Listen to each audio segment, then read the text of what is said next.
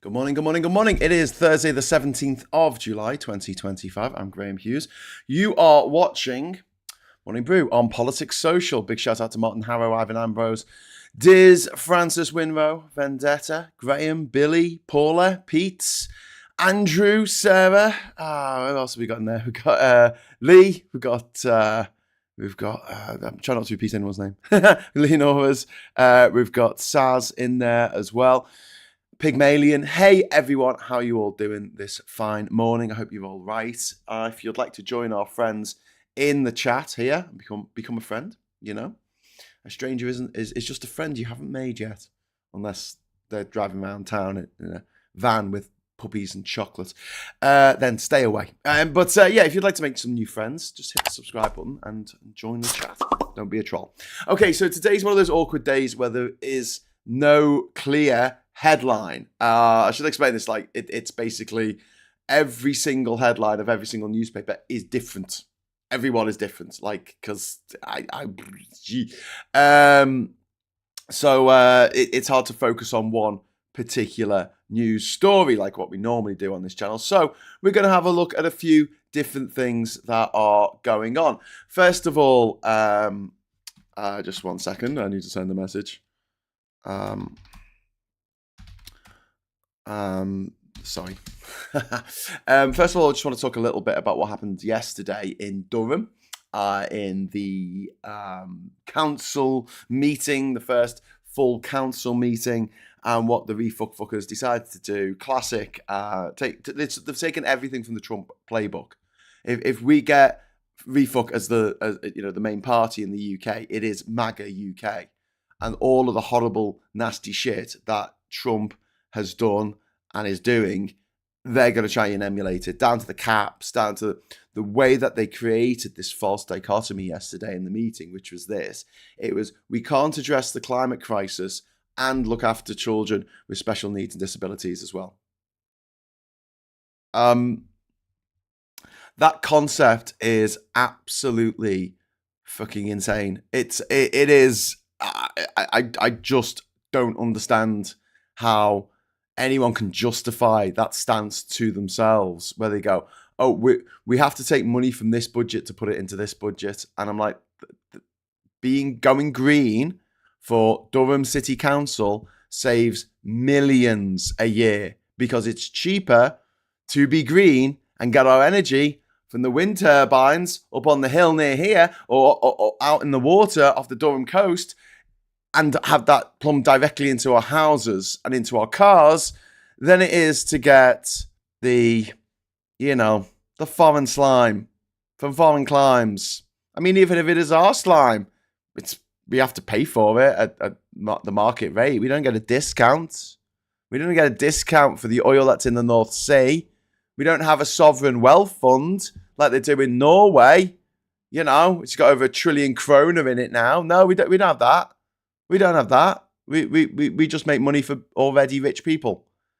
And the rich are getting richer. The rich have doubled the amount of money they have in the last 10 years. Through COVID, they have doubled the amount of money they have. The rest of us, it's gone down. It has gone down. Just look at our GDP per capita. It's gone down from $50,000 per person back in 2007. It's now $45,000. It's gone down 10%.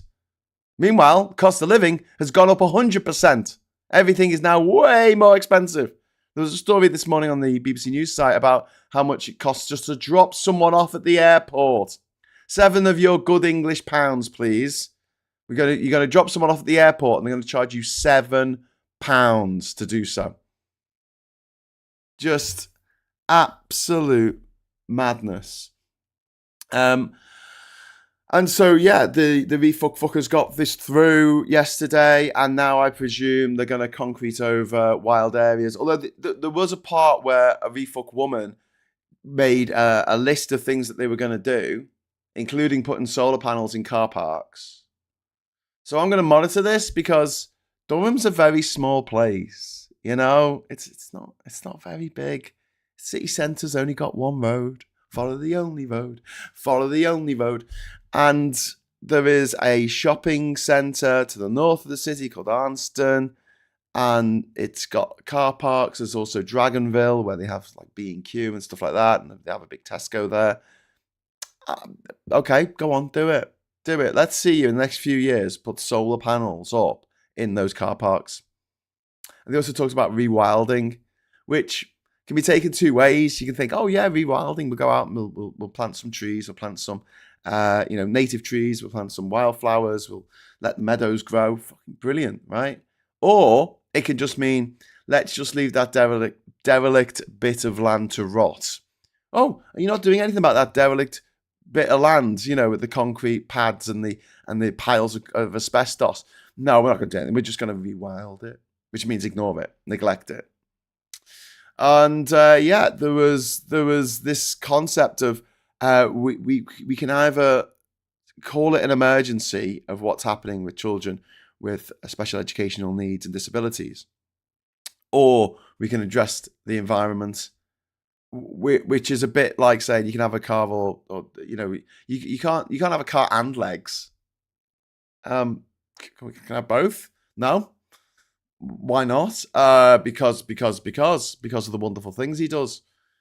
And seeing all those knobheads wearing their caps, they all wearing caps at the end of the meeting. It's terrifying. It's a cult. It's a death cult worshipping foreign slime. The oil companies that have just all invested in slowing down the world's response to climate change, and they have been so horrifically successful at this. Don't forget, the foreign slime companies knew that their foreign slime that we were burning was creating havoc with our environment and would destroy our climate within a few decades. They knew this back in the 70s. And they kept it under wraps. They didn't tell anyone. It wasn't until NASA did some investigations in the 80s and they noticed that the global average temperature was going up on average year on year. And CO2 being the driving cause of that has been known since the 1890s. The 1890s, people were talking about the fact that if we put loads of CO2 into the atmosphere, that might create some kind of like effect like a greenhouse. And yet the oil companies, first of all, they embraced it. So you had British Petroleum, which is a foreign slime company, but no matter what it calls itself. They changed their name to Beyond Petroleum, and they changed their logo. So instead of being in capitals, it was lowercase. I fucking hate it when they do that. That's why Abbey National fell apart. Do you remember when Abbey National became Abbey? And it was like balloon letters in lowercase. No, fuck off, you're a bank. You're not a children's play group, Abbey National. Oh, look, you've gone bump. What a surprise. I tell you what, try and recoup some of the money you spent on that advertising agency that told you to, redo the logo all in lowercase, because someone needs to have words with them.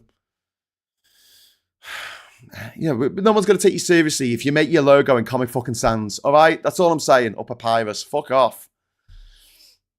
Avatar, I'm looking at you. Anyway, They changed the name to Beyond Petroleum, and they changed their logo from a shield, protecting British values or protecting British petroleum from, I don't know, the Persians who might actually want it for themselves because they dug it out the ground in Iran.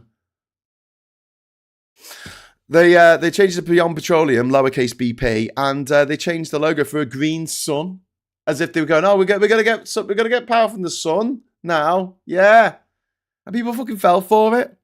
And these stupid politicians that go, oh, hydrogen. Hydrogen is a fossil fuel industry scam. It is a foreign slime scam. That's all it is. The only way to make hydrogen at any kind of, measure of level, at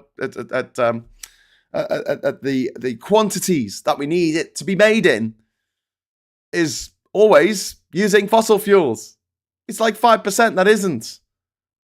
95% of it made using fossil fuels. And you lose energy at every part of the fucking process. By the time you put some hydrogen in your car, it's about 21% efficiency. I mean, just no, just piss off. Your fucking hydrogen. And so throughout the 90s, we knew that climate change was happening. We knew that we had to do something about it. Politicians ran on platforms saying, I'm going to do something about it. Al Gore in the 2000s made an inconvenient truth talking about what would happen if we didn't do anything about climate change. And what did we do? We did fuck all about climate change. In 2009, there was a meeting, the COP meeting in Copenhagen in Denmark, and they all decided to do absolutely nothing about it. In 2015, they finally got the Paris Agreement, which is so, ephemeral. It's like, oh, if you want to bring down emissions, that'll be cool.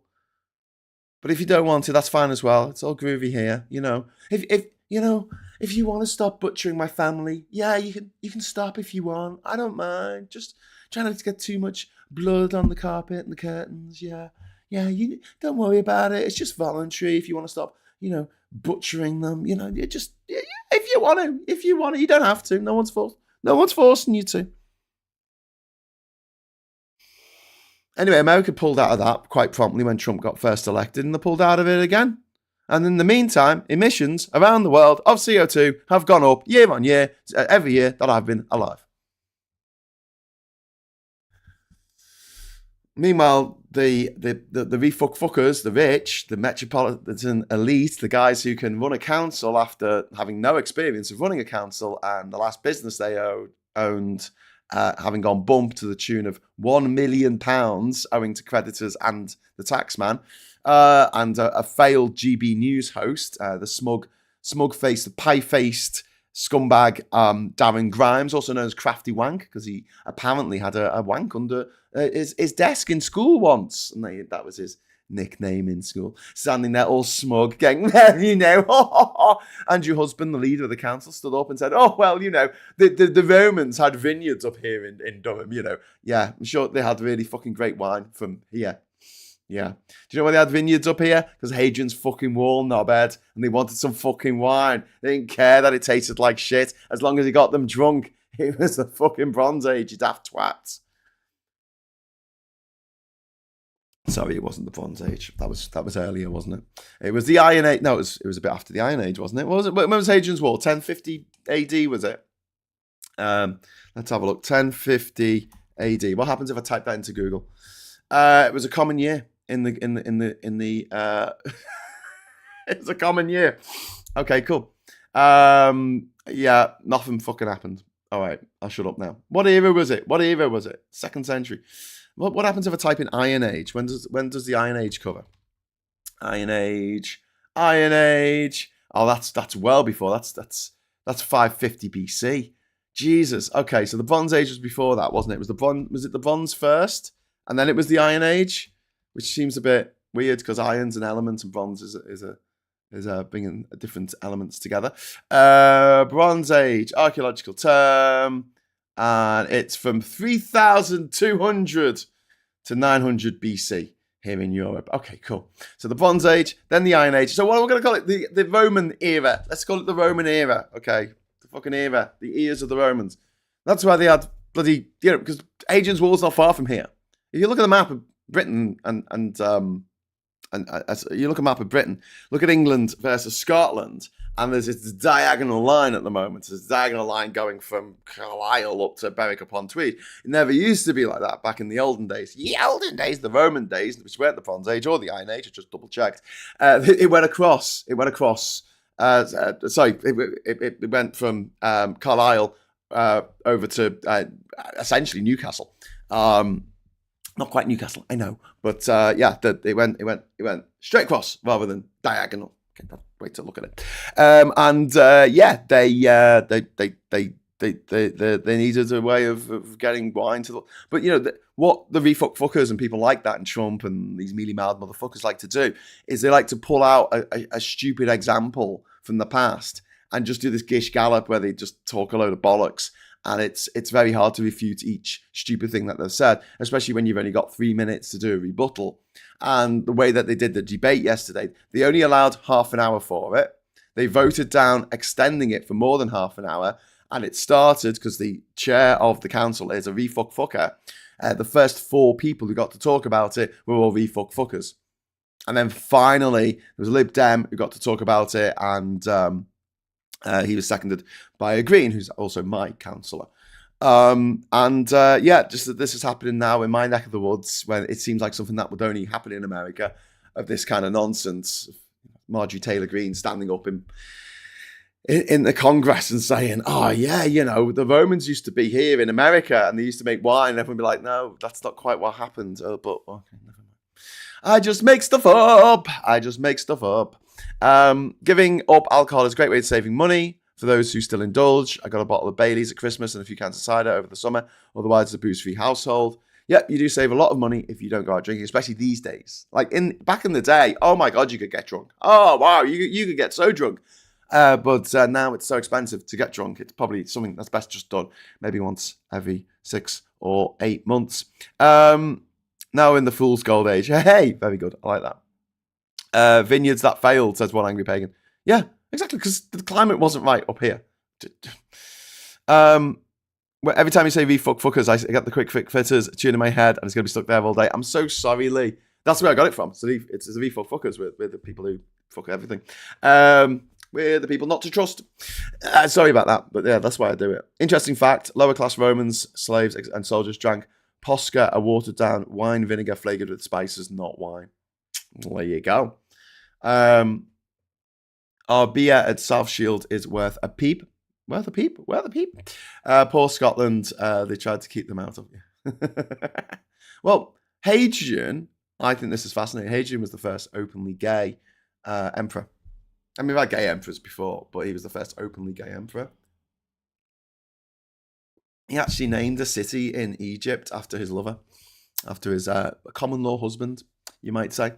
Anyway, so there's a few other stories that I want to get into today. So first of all, that's gone through in Durham. Now we've declared that there's no emergency with the climate, and we're going to spend loads of money on filthy slime fuel instead of actually getting cheaper fuel here. And they're going to try and block any applications for wind farms, for solar panels to be set up in this county, which is a massive county with lots of wind, lots of power and lots of potential energy. But we're going to fritter that away because it's woke, apparently.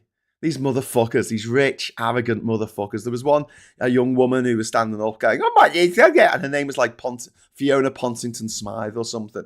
And I looked it up, and she went to a very, very exclusive, very, very posh, very, very expensive fucking private school. Because of course she did. And they've put her in charge of special educational needs kids.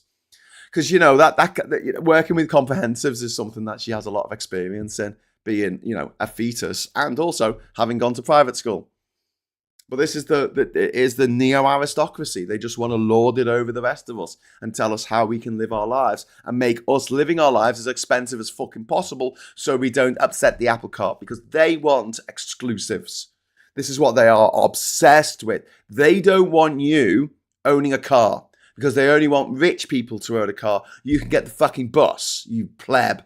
They don't want you going on foreign holidays because they want to be the only people who can afford to go on foreign holidays. They want to be the only people who can afford to live and work in other countries. They want to be the only people who can actually, gamble on the stock exchange or buy property, buy a house, or, have children, because the rest of us, it's too expensive. And so we are shut out of any given market because they want that exclusively for themselves, because it pisses them off that in the first few years of the 21st century, they realized that their TVs weren't much bigger than the TVs of everyone else.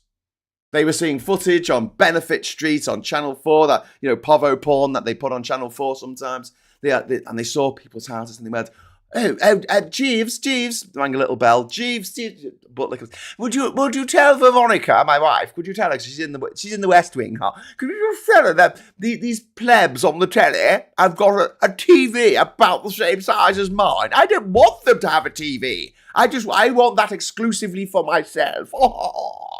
And this is what they're doing. They're trying to squeeze us out. Why do you think every time the cost of living thing has come up, the neo-aristocracy tough motherfuckers come out with something like, oh, well, if they just stopped eating avocado toast, they could afford a house. Because they don't want you having avocado toast. That's just for the rich folk. They don't want you dining out. They don't want you having croissants for breakfast, because they want that for themselves exclusively. The fact that you can also afford it diminishes it for them in their eyes. If you're used to privilege, equality feels like oppression. And the neo-aristocracy feels now more oppressed than ever because any, common motherfucker like myself can win an island on a game show. God, that boils their piss. Someone like me can go and visit every country in the world without flying on a shoestring budget, and they lose their fucking mind. I've had conversations with people who are very, very rich, very, very privileged, who cannot conceive of the idea of someone traveling to 133 countries in a year for about $7,000. They spend that on the clothes that they wear to go on their fancy skiing trip. Never mind the fancy skiing trip. They spend that on their clothes. Yeah, they were plebs having these adventures and going to... You look at the people who we regard as adventurers or TV presenters who get to go to these far out places, nearly all of them are rich. Nearly all of them are neo-aristocrats or near enough, all went to private school. Think about the people you've seen on TV doing travel shows. Name me the ones that didn't go to private school. Name me them now. And you're not allowed to have Carl Pinkerton and you're not allowed to have Simon Reeves. Come on. Who? Who the fuck gets to make travel shows in this country and didn't go to private school? In fact, if you're trying to think of someone now and go, well, I don't know if they went to private school, look them up and I bet they went to private school. Because only rich people can go on adventures. Only rich people can fly in hot air balloons. Only rich people can do F1. Only rich people can do the yachting at the Olympics.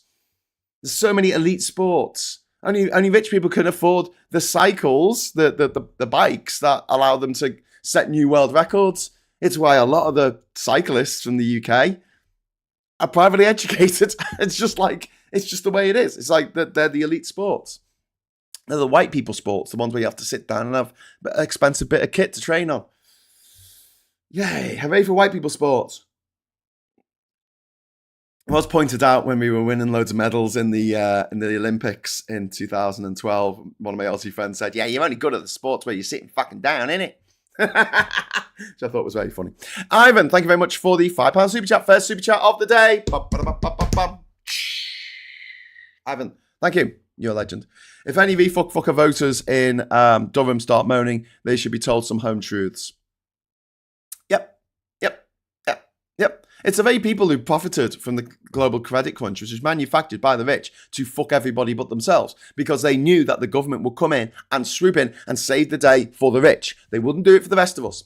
In America, they swooped in and they saved the day for Ford, Chrysler, for GM. Over here in the UK, the government swooped in and saved Northern Rock from going bump.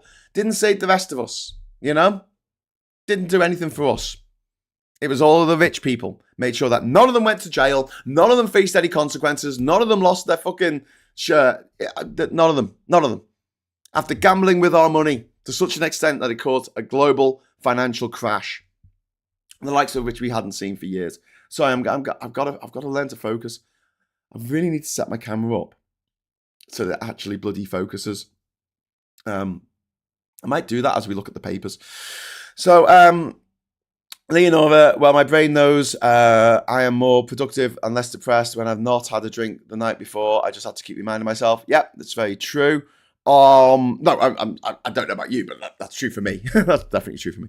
Plumdorf, giving up booze, defo increase clarity of mind, helps lowering blood pressure. I thoroughly recommend it.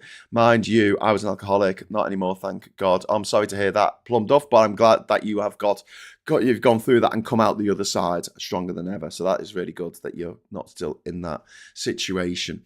Pinu says, in Brazil, rich people have begun complaining when traveling by plane because they're affordable for proletarians. They're still complaining about that, saying airports now seem like bus stations. Yeah, exactly. This is exactly my point. They hate the idea. They have it in their head that jet travel should just be for the rich. It should just be their privilege. And having to share it with the lower orders freaks them the fuck out. And you can look at this like almost anything that they see or do. If you look at the neo-aristocracy, and I'm going to call them that because I know they're not all blue-blooded, but the ones who went to private school, which is the quickest little shorthand way of identifying these fuckers.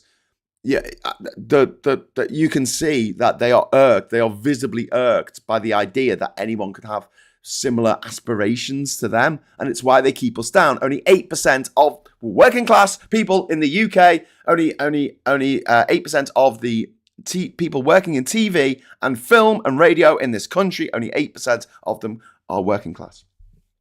8%. 8%. I mean, come on. Come on. Why? Well, because how can you afford to do a 2-year apprenticeship? No, apprenticeship. What's it called when you just come in and you just work for free? I can't afford to work for free for 2 years. Can you afford to work for free for 2 years? If I could afford to work for free for 2 years, I would have written me second and third books of the trilogy about me travels around the fucking world. I'm feeling like George R.R. Martin here, only without the fucking millions. Only I do actually want to write the books, and they haven't been spoiled by someone else, like what happened with the Game of Thrones series, where I got spoiled by the people making the TV show because they made the ending so bad. It was kind of painful. It was kind of painful. I can see why he's like. Plus the logistics of it. He's created too many characters. I won't go into this right now because it's not relevant, but George R.R. Martin has created too many characters and too many scenarios and too many places all around Westeros. And I think he's finding it very, very difficult to pull it all together into one coherent story. I think he needs to have, at the start of the next book, a red wedding-like affair where just like loads of the main characters just get taken out. And that's it for the end. That's the end of their story. And just like pick three characters, George, and just tell us their stories. Okay, concentrate on them. Anyway, what else have we got? Indentured servitude, indeed. Andy Peters went to Emmanuel School in Wandsworth with annual fees of £24,789. Yep. Samantha says, I've been sober for 7 years since I quit drinking. That's fantastic. It's a huge money saving fucking enterprise. You save so much money not drinking, and it's so much better for your health. I only stopped drinking when I finally got my mind sorted, when I made peace with the trauma, the need for booze left, and peace came. That's fantastic that you managed to do that, Plum Duff. I'm proud of you. I don't know if I'm in a position to say that, but I'm proud of anyone who manages to overcome personal demons, addiction, the downward spiral. I'm glad that you did that, and I'm glad that perhaps you got the help that you needed, or you managed to do it yourself. And I want that for everyone. I want people to have, when they're in a problem, even if it is somewhat self-inflicted because of X, Y, or Z, the compassion to help them get out of the mess that they're in. But there's so many fuckers out there who are just like, their mentality is, oh well, you fuck things up once in your life and that's it. You should be on the scrap heap for life. You should be homeless. You can't have a family life or a home or a car. You're nothing. You're nobody to me. Whereas the rich can fuck up as many times as they fucking like, and you know it, and I know it. These entrepreneurs like Nick, that Dyson creep, the Brexiteer, that what's his name, Branson, Tim Martin, who owns Weatherfuck's pub, they all went to private school. They all had rich relatives, and so they could try loads and loads of business ideas before getting to one that actually fucking worked. Whereas if you or I tried a business idea and it didn't work, we'd be saddled with 20 grand of debt. And the debt would be on you, not on the business. Not on the business. It wouldn't be some uncle who said, oh, no, don't worry about it. Pay me back when you've got the money. No. And if you've never had the opportunity to present a business plan to a member of your family, then you're in the same boat as me, or the same boat as many people watching this. Everyone watching this, probably. And this is the difficulty. This is the problem in which we live right now. This is the reality of our lives. This is the great fight of our lives, for us to be able to live and thrive and not just survive. The rich just want us to survive, keep us all down. They're happy to take £10 a month off each of us to, feather their own nests. But apart from that, they've got no interest in our health, in our happiness, in our relationships, in our communities. They do not give a flying fuck. And we saw that yesterday, writ large, at the Durham City Council meeting, where they decided to dump the whole climate emergency thing and replace it with a Sen emergency, when, yeah, it is an emergency, but seriously, you can have both. You have two emergencies at once. Can you imagine a hospital with one ambulance? Anyway. Oh, wow. Plum Duff, thank you so much for the 50 quid. That is amazing. Thank you. We just got a mega chat. Thank you so much, Plum Duff. You are amazing. Thank you. Thanks all. What wonderful people you are. Peace and love to you all. Oh, thank you, Plum Duff, and thank you to everyone in the chat there, being really supportive and lovely. We don't get enough of this, do we? This is great. This is why we do. This is why I do these shows, and this is why I guess a lot of you keep coming back day in day out. Is because this is a nice space after all the noise and the bullshit out there. I know it can get quite noisy when I get passionate, but you know, we get on. You know, it's just, you know, everyone's here to help each other out. It's not this constant game of one-upmanship that seems to be out there in the real world. It seems to be a place where we can come together and go, this is happening. It's a bit shit, isn't it? Yeah, it is a bit shit. And we can all agree on that, which I think we sometimes need to do. Big Mad Studio says, Labour MPs go suspended and you're talking about Trump and reform. Yeah, Big Madge, I've got it on my list. Don't worry, I've got it on my list. I said at the opening, got a few different stories today. But I was going to talk about someone flying the Palestinian flag in Canterbury and getting arrested by armed police. But I mean, I could skip that if you want. We could just go straight to talk about what's happened with the 4 suspensions in Labour. 4 MPs have had their party whip removed, and 3 other MPs still have the whip, but they've been stripped of their, I don't think they're minister, the trade envoy rules. Now, I think this is a huge mistake by Starmer. It makes him look like a vindictive prick, but also it continues the story on, you know. But I will come to this. I'll come back to it because it's obviously covered in the newspapers as well. But yeah, first of all, let's just talk a little bit about this flag incident. So you haven't heard about this. The armed police in Canterbury threatened arrest of a peaceful protester for waving a Palestinian flag on suspicion of supporting Palestine action. Sorry, the group that's now prescribed. And Femi did a really good video about this. It's on TikTok, where he says one of the mad things in the new ruling about the new laws that we have, you know, anti-terrorism laws, is that you're not allowed to support the aims of a prescribed group. So if you support self-determination and the recognition of nation for the Palestinian people, which is what Palestine Action's aims are, you're a terrorist too. It's a grey area of law, which has obviously been put in place so they can do mad shit like this.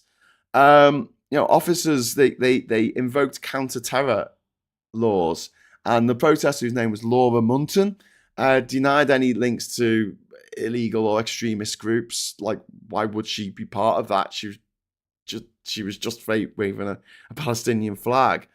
And the incident reflects sort of government pressure after the Gaza protests, and the overreach of this government and previous governments, you know, obviously the Tories as well, on people protesting peacefully, not just on Palestine, but also on the environment, the sort of the heavy-handedness that people have been treated who have been protesting and stuff. Remember when the king got his hat? You remember the king got his fancy hat, his gold fucking hat? Do you remember that? Yeah. Coronation. That's it. Do you remember people were arrested before they started protesting because they were thinking about protesting under the new Tory anti-protest laws? Like, it was something from Minority Report. Are you thinking of doing crimes? Are you thinking of... There's an area outside the mosque on the dome in Jerusalem, and there's an area outside where Muslims are not allowed to pray by the Israeli authorities. They will not allow Muslims to pray. And as you know, when Muslims pray, they get down on their knees, they put down a prayer mat, they move it so that they're positioned facing Mecca, and they bow their head down in prayer. You might actually see sometimes when someone who's rather devout, they'll have bruises on their forehead here, and that's from when, you know, they've bowed a bit too hard on the ground and actually smacked their head on the bloody ground. And I always remember this footage. I can't remember what it was. It might have been Michael Moore or something like that was in Jerusalem. And they have footage of a Palestinian standing outside the Dome of the Rock, right? So they're standing outside this mosque. And an Israeli police officer comes along and goes, "Are you praying?" And the kid, the Palestinian is like, or the Arab Israeli is like, "No." He's like, "Are you sure you're not praying?" And he was standing up. He was like talking to a bloody, he was talking to cameras. And he's like, "Are you thinking about praying?" And I'm just watching this going, is this the maddest thing you've ever seen? People getting arrested for what might be in their head. Oh, don't you be I mean, it's kind of silly, but also it's also really, really, really horrific. And yet we have the same situation now in the UK where it's like, are you thinking of doing a protest? Are you thinking of going out there and, I'm sorry, mate, gonna have to lock you up. Can't stop the rich man with the sausage fingers getting his fancy hat. Can't protest that. They weren't even protesting along the line, along the route of the coronation. They were protesting at Parliament, which the coronation line route didn't go through. It was just madness, absolute bloody madness. So this is national security as far as I'm concerned. If I see someone flying a Palestinian flag, I don't think, oh my God, they're out to get me. In the same way that in the 1980s, when people were flying Irish flags, so there was footage of Live Aid over the weekend, loads of Irish flags. When U2 were playing Boomtown Rats, the people were flying Irish flags. Did it mean they supported the IRA? I don't think so. There was no reason to arrest people for flying the Irish flag. So why does flying the Palestinian flag necessarily mean that you're supportive of Hamas? Come on. And but public reaction has been very outraged about this. The protests being policed like terror threats. Not only is it a massive piss take to our civil liberties, but also it's taking resources away from actual fucking terror threats. So this bullshit that they're pulling on protesters is making it more likely that actual terrorists will do an actual terror attack, which will kill actual people in this actual country, rather than, thinking about whatever people want to think about. What else have we got in the chat? We've got Yuri saying dropping the booze helped. Helps lose weight as well.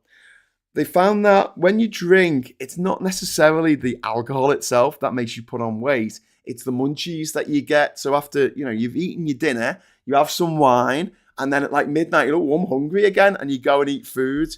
And you wouldn't have done that had you not, unless you wouldn't necessarily have done that had you not been drinking wine. But also, my partner's given up booze just because it didn't make her feel good. Like it was just, she's just got to an age where it's not as pleasurable as it used to be, and I feel like shit the next day, and it's not great. You lose an entire day because you're feeling groggy and shit and fuggy in the head.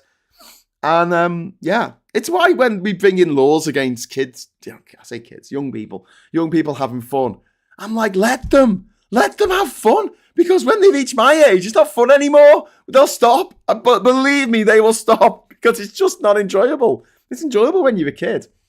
I'm not saying that we should give kids alcohol. Don't misinterpret what I'm saying there. I'm just saying young people should be able to go out and have fun to reasonable degrees without old people going, "Oh, we don't want to do that." There's not many mid-40-year-olds going out to raves and doing cocaine, I don't think. What's this about being arrested for flags? Sounds like an excuse to do this. So Scalpane Red puts out the trans flag, which is brilliant. I'm gonna try and we need to do more episodes of the intersection. We really do. Obviously we do. Me and Rach do the rabbit hole where we try and talk about stuff other than politics. But I think at this time, we really need to be talking about it. But I don't know if I'm the right person to be talking about it. Although I am a trans ally, I feel like this is something that I don't want to wade into the discussion and go, I know everything about this subject, when it's it doesn't necessarily, it affects me indirectly because it affects my friends, dear friends of mine. But at the same time, it's like I'd like the intersection to be about, not about LGBT, QIA, plus and ethnic minorities and everything I'm not, basically. Well, there's no S in the LGBTQIA, is there? S for slut. That's my sexuality. I was defrauded of my vote. I voted for the Labour Party, not neoliberal Nazi bastards, says Roseanne. Yeah, Roseanne, I'm not going to argue it yet. I mean, there's a lot of Labour people who voted for Labour who were like, what the fuck are you doing? And I'm still a member of the Labour Party, and I am going to be going to the convention, what do they call it? The conference. I'm going to go to the conference in the end of September in Liverpool. And I'm going to be trying to talk to as many MPs as possible about their absolutely horrific policies, particularly around trans people, which is what I'm particularly vexed about at the moment. But there are other things. There are the protest laws, as we've discussed. There are the the overreach of Labour. The fact they still haven't got rid of the 2-child benefit cap, which are struggling to do. Tax the rich, just fucking tax them. Yes, they'll bleat and moan and whinge and stuff like that, but fucking tax them. And if they leave, you say, okay, you can leave the country, and we can't legally take your British passport off you, but we can put you on a red list. And we can deny deny embassy services to you. How'd you like them apples? Oh no, boo-hoo-hoo. Your latest business venture has gone bump in Dubai. And there's no bankruptcy protection in Dubai, is there? No, there isn't. So do you know what happens when you run out of money in Dubai? You go to fucking jail. What do you think the jails in Dubai are like? Whoa, my friends. You do not want to go to jail in the UAE. Take it from me, someone who knows someone who went to jail in the UAE. Not me, thank God. But yeah. Not a pleasant experience. It's why during the climate crunch, the credit crunch, back in 2007, 2008, all these rich motherfuckers just fled Dubai. You know, when they're talking about this nonsense, they're lying to everyone about the millionaires that are leaving. They're not, right? They're really not. It's like Pimlico plumber guy. That's about it, right? When they talk about this exodus of millionaires, no, that was Dubai in 2008. Oh my God, right? So I was there in 2010, and I'm going from the city centre out to the suburbs, past the Burj Khalifa, and the way I was going, it was near the airport. I think it was like that because they just opened this elevated train, which ran from the suburbs to the city centre and then out to the airport, if my memory serves me correctly. And as you elevated, you could see over the billboards at the side of the road. So the elevated railway runs parallel with the road, right? And if you're driving in the road, you just see billboards, right? But when you're on the train, you can see over the billboards. And there was an area, it was like a big bit of wasteland because it's desert, isn't it? It's not gonna be a pleasant meadow out there. It was just, there was 1,000 cars there. There must have been 1,000 cars, maybe more. All Lexuses and Mercedeses and BMWs, and these are like nice cars, right? And they were all parked up and they were covered in dust from the desert. And just like that going, whoa, what are all those cars doing there? And they were all the cars that were abandoned in the airport in 2008 when the credit crunch hit and all these people, Uncle Rich money bags, they had to get out of the country very, very quickly because there is no bankruptcy protection in Dubai. I saw a documentary a few years later of this British guy who went back to try and revive his business. And I'm watching it and I'm going, are you fucking crazy? Are you fucking nuts? Why are you going back to a country where there is an arrest warrant out for you for going bankrupt? Like, how stupid do you need to be? He was a bit of a Cockney white boy, I think. And he was like, oh, it'd be fine. And he goes back to his old company building and he goes into his old offices and it's all, empty and there's a chair on its side, and there's all like electrical fittings hanging out the roof and the ceiling and stuff.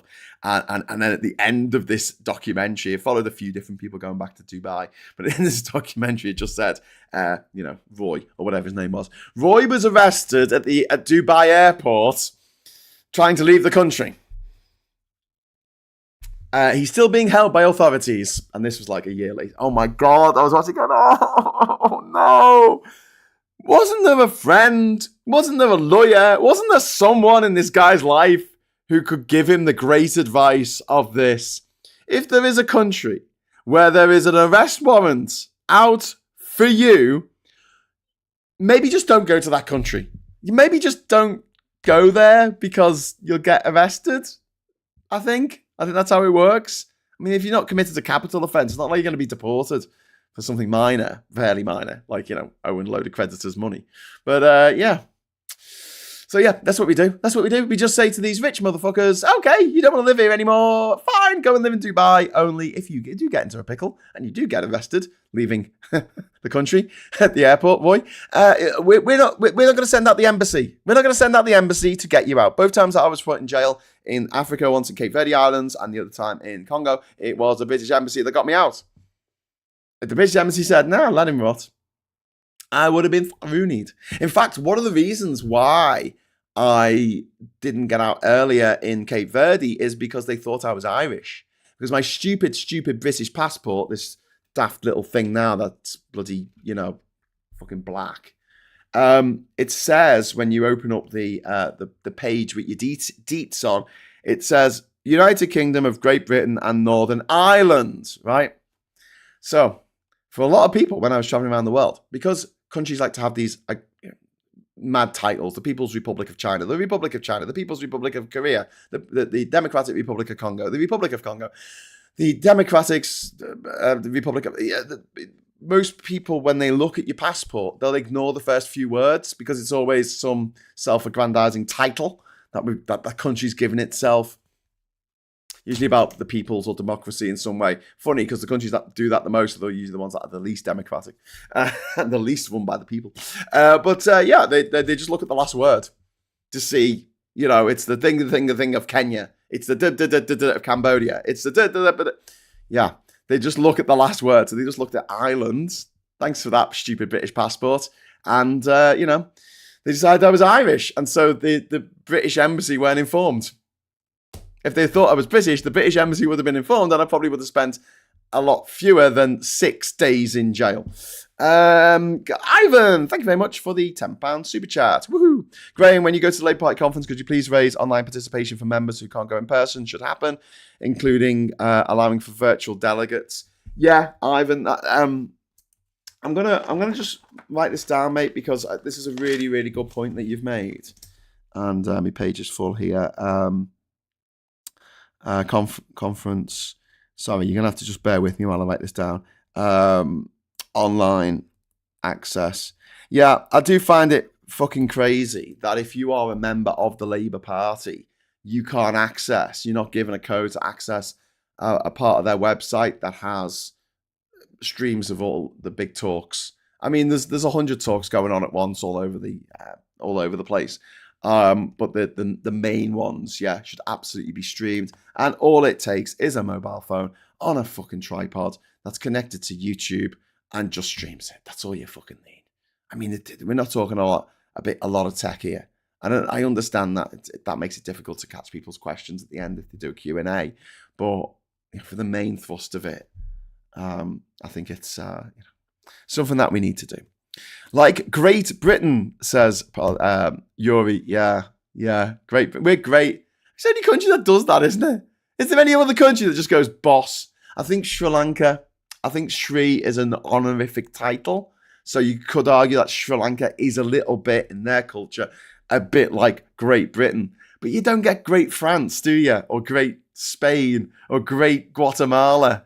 Where are you going? Oh, I'm off to Great Argentina. Oh, I hear that place is great. Yeah, it's fucking great. Now, the excuse for Great Britain is to differentiate it from Brittany over in France, which used to be part of the same country when we were French. But at the same time, it's a bit of a weird one, isn't it? Great Britain, the bigger one. Um, Anne says, I wonder sometimes how the previous leader of Labour would have led during COVID. I didn't fancy him as any kind of organiser, but he really would have got to go some to be worse than Boris. Yeah, I agree. I absolutely agree. Like, Boris Johnson was the worst possible leader that we had at the worst possible time. The absolute fucking pits. Anyway, so let's talk about the economy being in the red. The unemployment rate has risen to 4.7%, which is the highest since mid-2021. Payroll jobs have dropped by about 138,000 year on year. Vacancies have fallen for 36 consecutive quarters. Wage growth has slowed to 5% from 5.3%, while inflation has risen to 3.6%. Which I look at that figure and I just go, well, they did predict it would go up to 3.7% over the summer and then come down to 2% afterwards. So we'll see what happens. But it means that we've got this cost of living crisis, and everyone seems to be in hibernation mode. Everyone I know is in hibernation mode at the moment. We're just waiting for the economic outlook to be a bit better. We're trying to save a little bit of money to do stuff. The cost of living is going up, and wages are just stagnating. Wages haven't really grown for years. I saw a junior doctor show their pay slip the other day, and then they showed the pay slip of a junior doctor from 2003, and there wasn't much in it. From 22 years ago. Now, I've got to say, like, in the 90s, when I entered the work market, I was earning a fuckload more working at a bar than I would have been working in a bar 22 years earlier in 1975. A load more, like a ridiculous amount more, like from 5p to £5 an hour or whatever it was I got paid back then. I mean, it wasn't a lot, but it was all right for the 90s. And yeah, the market sees a 77% chance of the Bank of England doing an interest rate cut in August. But the cautions being the problem with the economy is it's so frightened of everything, and it's almost hilarious when Trump comes along as a wrecking ball and just like fucks things up for so many people, and they fucking love it. After being so timid and freaking the fuck out that there's inflation's gone up by 0.1% or interest rates have gone down by 0.1% and the markets go fucking crazy. And yet Trump comes along and goes, right, 100% tariffs on China. And they're like, okay, cool. Woo! Ride the roller coaster, guys. Yeah. Buy the dip. And suddenly it's all exciting all of a sudden. I don't really understand them. But yeah, also going back onto the junior doctors thing. So resident doctors, I should say, they're demanding a 29% pay rise, which is being labelled as very greedy by hospital chiefs. But this is something that is going to bring them in line with inflation over the last 22 fucking years. And unfortunately, because of the way this has been reported in the rags, in the press, in the gutter press, in the elitist, aristocrat-owned media, the public support has plunged from 52% to 26%. So public support for the resident doctors has actually halved. But since 2008, real terms pay for these doctors has dropped by 21%. And the BMA is just saying, well, look, this is restoring lost earnings that were lost because the Tories did a squeeze on the NHS because they wanted to run it down. So people didn't want to use the NHS anymore. They wanted to go private because one of the other things that rich people don't want is for you to have healthcare. They want themselves to have healthcare, but not you, you disgusting pleb. And this is why, or me, this is why in America they have got through their big bastard bill. And in that big bastard bill, it gave massive tax cuts to the super wealthy and fucked over Medicare, Medicaid to everyone else. So the rich get exclusive use of cutting-edge cancer medication and procedures so they can get cured of cancer, but everyone else can just fucking die. of sepsis. They can die of their own fucking teeth. Rich people can have the best dentists in the world, get nice straight teeth, nice straight shiny Rylan style white teeth. They can have them if they want to look a bit weird. But the rest of us, we can just suffer. We just have to pull our own fucking teeth out because the rich don't want us to have dentists because they just want dentists exclusively for themselves. Everything they want exclusively for themselves. Everything that's a bit nice, they want exclusively for themselves. And unfortunately, a lot of people, the people who aren't mega rich, fall for their cultural bullshit, coming out with all this bollocks about the real problem in life being caused by immigrants or being caused by trans people or being caused by the man in the moon or the boogie or whatever the fuck different thing they want to scapegoat that day. And you can pick up a copy of one of these bastard shit rags from over 100 years ago and you will see in the Mail, News of the World, whatever the fuck they were called back then, you can see the same people being demonized. Migrants, different ethnicities, different religions, single mums. How dare they? They're the scourge of society. Admiral Awesome, thank you very much for the £10 super chat. Keir Starmer, Mike Sweeney, and Glassman need to go now. End Blue Labour. Give voters real choice. The only choice we have now is how far to the right do you want the country to go? I completely agree about getting rid of what's his name? Oh, who's that guy that seems to be pissing everyone off? Morgan McSweeney, that's it. You put Mike Sweeney, I think it's McSweeney. McSweeney, who apparently helped Labour win the election, but to be honest with you, the way the Tories were in 2024, it would have been very, very difficult for Labour to not win that election. But obviously, they won it by a landslide, which was helped by tactical voting. But also, people being sick of the Tories was the main driver of them kicking the Tories out. But just because you're good at a campaign doesn't mean you're good at policy, you're good at governing, you're good at comms, everyday life, everyday policies. And Labour have done an absolutely appalling job in their first 12 months in office of explaining themselves. As simple as that. Just explaining why they're doing what they're doing. And I think a lot of this is because they're just inexperienced and they just don't have the tools in the armory to be able to do this. Now, in a way, that's fair enough. There's a new government. It's only been in charge for a year. Why should they know how to do things like an old hand? But they have advisors. And the advisors should be people who are good at this stuff. But instead, they've got someone who's clearly, the Chief of Staff, McSweeney, is clearly shit at his job. I mean, I don't know what conversations go down in Parliament, in the government in number 10, but like surely there must be some people like the alarm bells are going off going, we're not doing so well here, we're plunging in the opinion polls. Refuck are ahead of us at the moment because we even though we've done some good shit like getting the hospital waiting times down, the bad shit they've done is just far outweighing it. Now, let's talk a little bit about the Labour sackings. I'm sorry, I don't.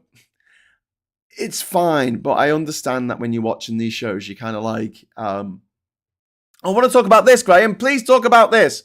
And I'll tell you what, right? If you're prepared to put 50p in the idiot, I might change the subject to what you want to talk about. But if you don't, I'm not going to. There's a couple of reasons for this. I find it a bit dysregulating because I have my notes here to look at while I'm working to keep myself on target. I find it very difficult because of my ADHD. Just to explain, this is why, like, if someone comes into the room and I'm halfway through a sentence, fuck no, you're not getting the end of that sentence because I don't know what the end of the sentence is. But like trying to bring things back around when I'm thinking, why the fuck am I talking about Dubai? And then I have to like, oh yeah, I know why I'm talking about Dubai because we need to deny rich people the opportunity to use the British embassy services because we pay for British embassies around the world. We pay for them out of our taxes. They're not paid for by the local people of that country. They're paid for by us, okay? And their services. If they have a lawyer on retainer, which they often do, that lawyer shouldn't be out there trying to get richer British people who have sacked off their country out of jail or out of any legal predicament they found themselves in a country where they didn't understand what the rules were. But yeah, that's the point. Anyway, so just to explain my feelings on that. But yeah, let's go now to what I was going to come to eventually. After the first after a year ago, almost to the day, Labour had the King's speech, didn't they? And they just won they just won the general election. They had the King's speech, and the SNP put in an amendment to the King's speech to say that we should lift the two-child benefit cap, which I know a lot of Labour MPs want to do. However, this was an SNP amendment. It would be a bit like scoring a goal for the other team on purpose. And I know we shouldn't think of it in terms of football, and I know that the two-child benefit cap needs to be lifted. However, this was an SNP amendment to the King's speech. So when it comes in terms of party discipline, the people who voted for in Labour, they had taken money from Labour and Labour members, such as myself, to run on a platform, to run on a manifesto that did not include removing the two-child benefit cap. Unfortunately, it should have done, but it didn't. And they were happy to run on that platform to say, we're not going to remove the benefit cap. And as soon as they got re-elected to a job that pays £90,000 a year, thank you very much, that they wouldn't have got that job had they run as independents. I guarantee it, because it's very, very difficult unless you are very, very famous, like Martin Bell or Jeremy Corbyn. You are not going to win as an independent. It's very, very difficult, unless it's some kind of like local issue, like a hospital that's closing down, that you run on and you're very active about it, and the politicians you have in your particular constituency aren't very good, right? It's very, very, very unlikely that you will win your parliamentary seat as an independent unless something weird happens, generally speaking. I know there are exceptions that, prove the rule. Anyway, so this was at the time a show of discipline to the rest of the new Labour intake to say, no, when it's something as important as the King's speech, you can't be voting for opposition amendments. Because when does that stop? Do you vote for amendments to from the Tories? That wouldn't be particularly good. So I kind of understood. I didn't like the optics, but I kind of understood a year ago them suspending the whip for a bunch of MPs, most of which of whom have had the whip restored since. It did seem a bit harsh, but it was clearly Starmer stamping down from the start, saying, right, if you are part of the Labour Party and you ran on this ticket and we paid for you to win, the least you can do is back us in our very first big vote in Parliament, not back the SNP. If you want to be part of the SNP, fine, move to Scotland, become an SNP MP. Fine, we don't give a shit, right? This time round, I think this is a huge, almost a monumental, error of judgment. And I might be wrong. This might be my error of judgment. But at the same time, I feel like if you do this, all you're doing is prolonging the story. All you're doing is keeping the story of Labour MPs voting against the government or forcing the government to change tack completely on going after PIP, which was a fantastic win for the backbenchers of Labour. And don't forget, it was over 100 of them. You can't take the whip from all of them. But they're going, no, this is a party disciplinary matter. And it wasn't just that. This is a build-up of things over time. And we're going to take the whip away from these MPs. I just, Rachel Maskell, who was one of the MPs that was suspended. So let me explain about the whip, all right? So essentially, if you have the whip, you get a lot of your expenses funded by Labour. You get a lot of perks for being part of the party. If you lose the whip, if you ever run again, you won't get the support of the Labour Party behind you. They won't have a team of volunteers to go out and deliver leaflets for you. The stuff that you won't get. So you lose your bells and whistles as a parliamentarian. Doesn't mean that you can't still vote with the Labour Party. You absolutely can, but you can't sit on the government benches or the benches as the speaker is looking at you. You can't sit on the benches on the right. You've got to sit on the benches on the left with the Tories and the refuckers and the Greens and the SNP and the Lib Dems. And so it is seen as the ultimate sanction to lose the whip. But don't forget, these haven't lost the whip. It's been suspended. So I guess there's going to be X many months and then they'll get it back. Maybe they'll just do it over the summer. I've not looked into it that much. But the names are Neil Duncan Jordan, Brian Leishman, Chris Hinchcliffe, and the aforementioned Rachel Maskell. So they're going to have to sit in Parliament as independents. And this is for voting against the government's welfare reform bill earlier this month. But 47, not just 4, but 47 Labour MPs rebelled against the government's proposed cuts to welfare and forced ministers to water down their plans. Good. I'm glad they did that. My MP was one of those 47. Okay, just to be clear. And so I don't really understand why they've picked these 4. I think it was a bad move because it's keeping the story in the public eye, and I think it's unnecessary. It just seems to be like they have picked 4 people out of the 47 and said, we're going to make an example of you. Apparently Matt Maskell was a key figure in organising the rebellion against the welfare bill. But she described the benefit cuts as a Dickensian era policy. I mean, like Dickensian cuts belong to a different era and a different party. I absolutely agree with her. And these are people who have fought for the soul of Labour. Like, what does Labour stand for? Does it stand for the upper class? Does it stand for the tax breaks, the private school privileges? Don't forget, ladies and gents, when you hear this old lie trotted out about, well, if you shut down the private schools, it'll be so expensive for these kids to have to go to public school, to go to state schools. No, stop it. Don't lie. Because of all the tax breaks that these little motherfuckers got. When I know they've got to pay VAT now, but before that came in, right, they had VAT, right? They could offset profits from their businesses, then their companies, from their personal fortunes, against school fees. Schools were charities, or they still are charities, so that when these rich pricks give money to these schools, they give like $500,000 to build a new gymnasium or something. They get like that tax thing, the tax relief thing, the charity tax relief thing, where the government match funds. Yeah. So we're paying that. We're subsidising the gyms, the shooting ranges, the golf course, the private school that James O'Brien went to had a golf course. So we are maintaining that the maintenance of that private school golf course out of our taxes, because it's money that is either coming directly from us as subsidies, bursaries, to whatever the fuck you want to call it.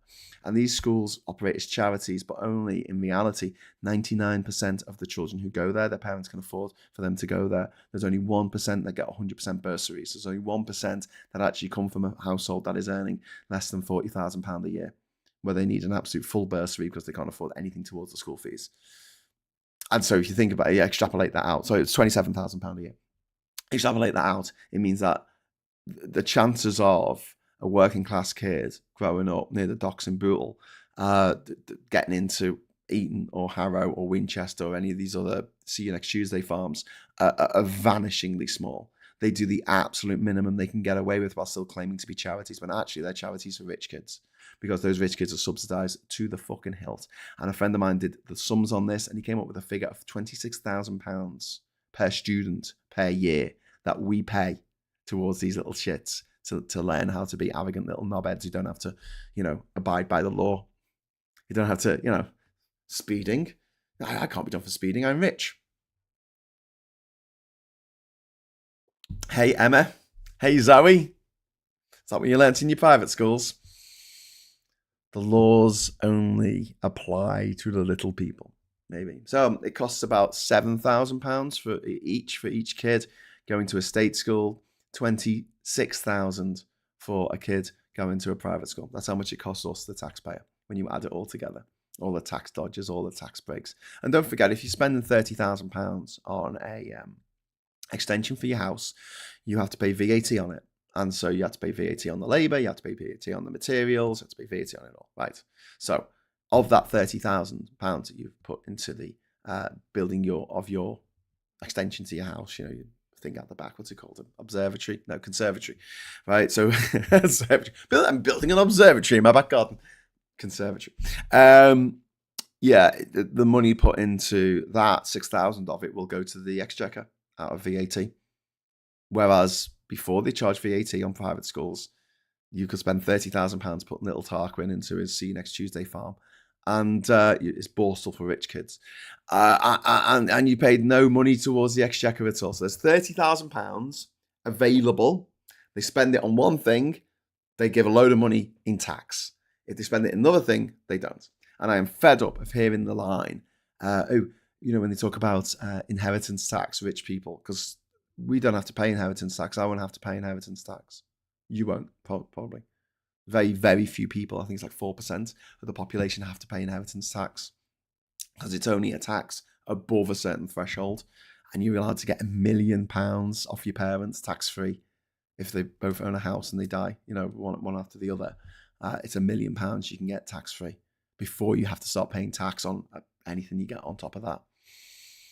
$1 million. And they say, oh no, we don't want to be taxed twice. And I'm like, fuck you. I get taxed twice. Actually, I get taxed 3 times, I think. Because first of all, I get taxed on income tax if I earn enough in a year to pay income tax, which isn't very usual for me, but super chats are open if you want to help me with that. And then you've got VAT. So every time I buy something, I'm paying tax again. Here's my money that I've earned, already paid tax on, VAT, and paying tax again. Or maybe we'll have a look at it like council tax. That's your money being taxed again. You've already had your income tax, and now you get your council tax. Do you know what the council tax is on Buckingham Palace? You're gonna love this. How much is your council tax? How much is your council tax? $3,000 is it nowadays? Yeah.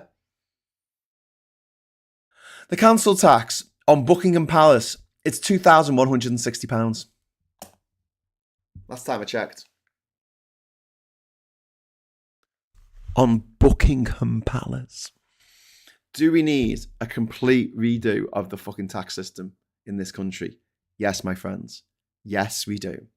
You should look at the value of the house, the value of the property, and you charge people, 2%, 3%, 5% on the market value of the property. You can look up any address online and ask out the computer how much they think it's worth.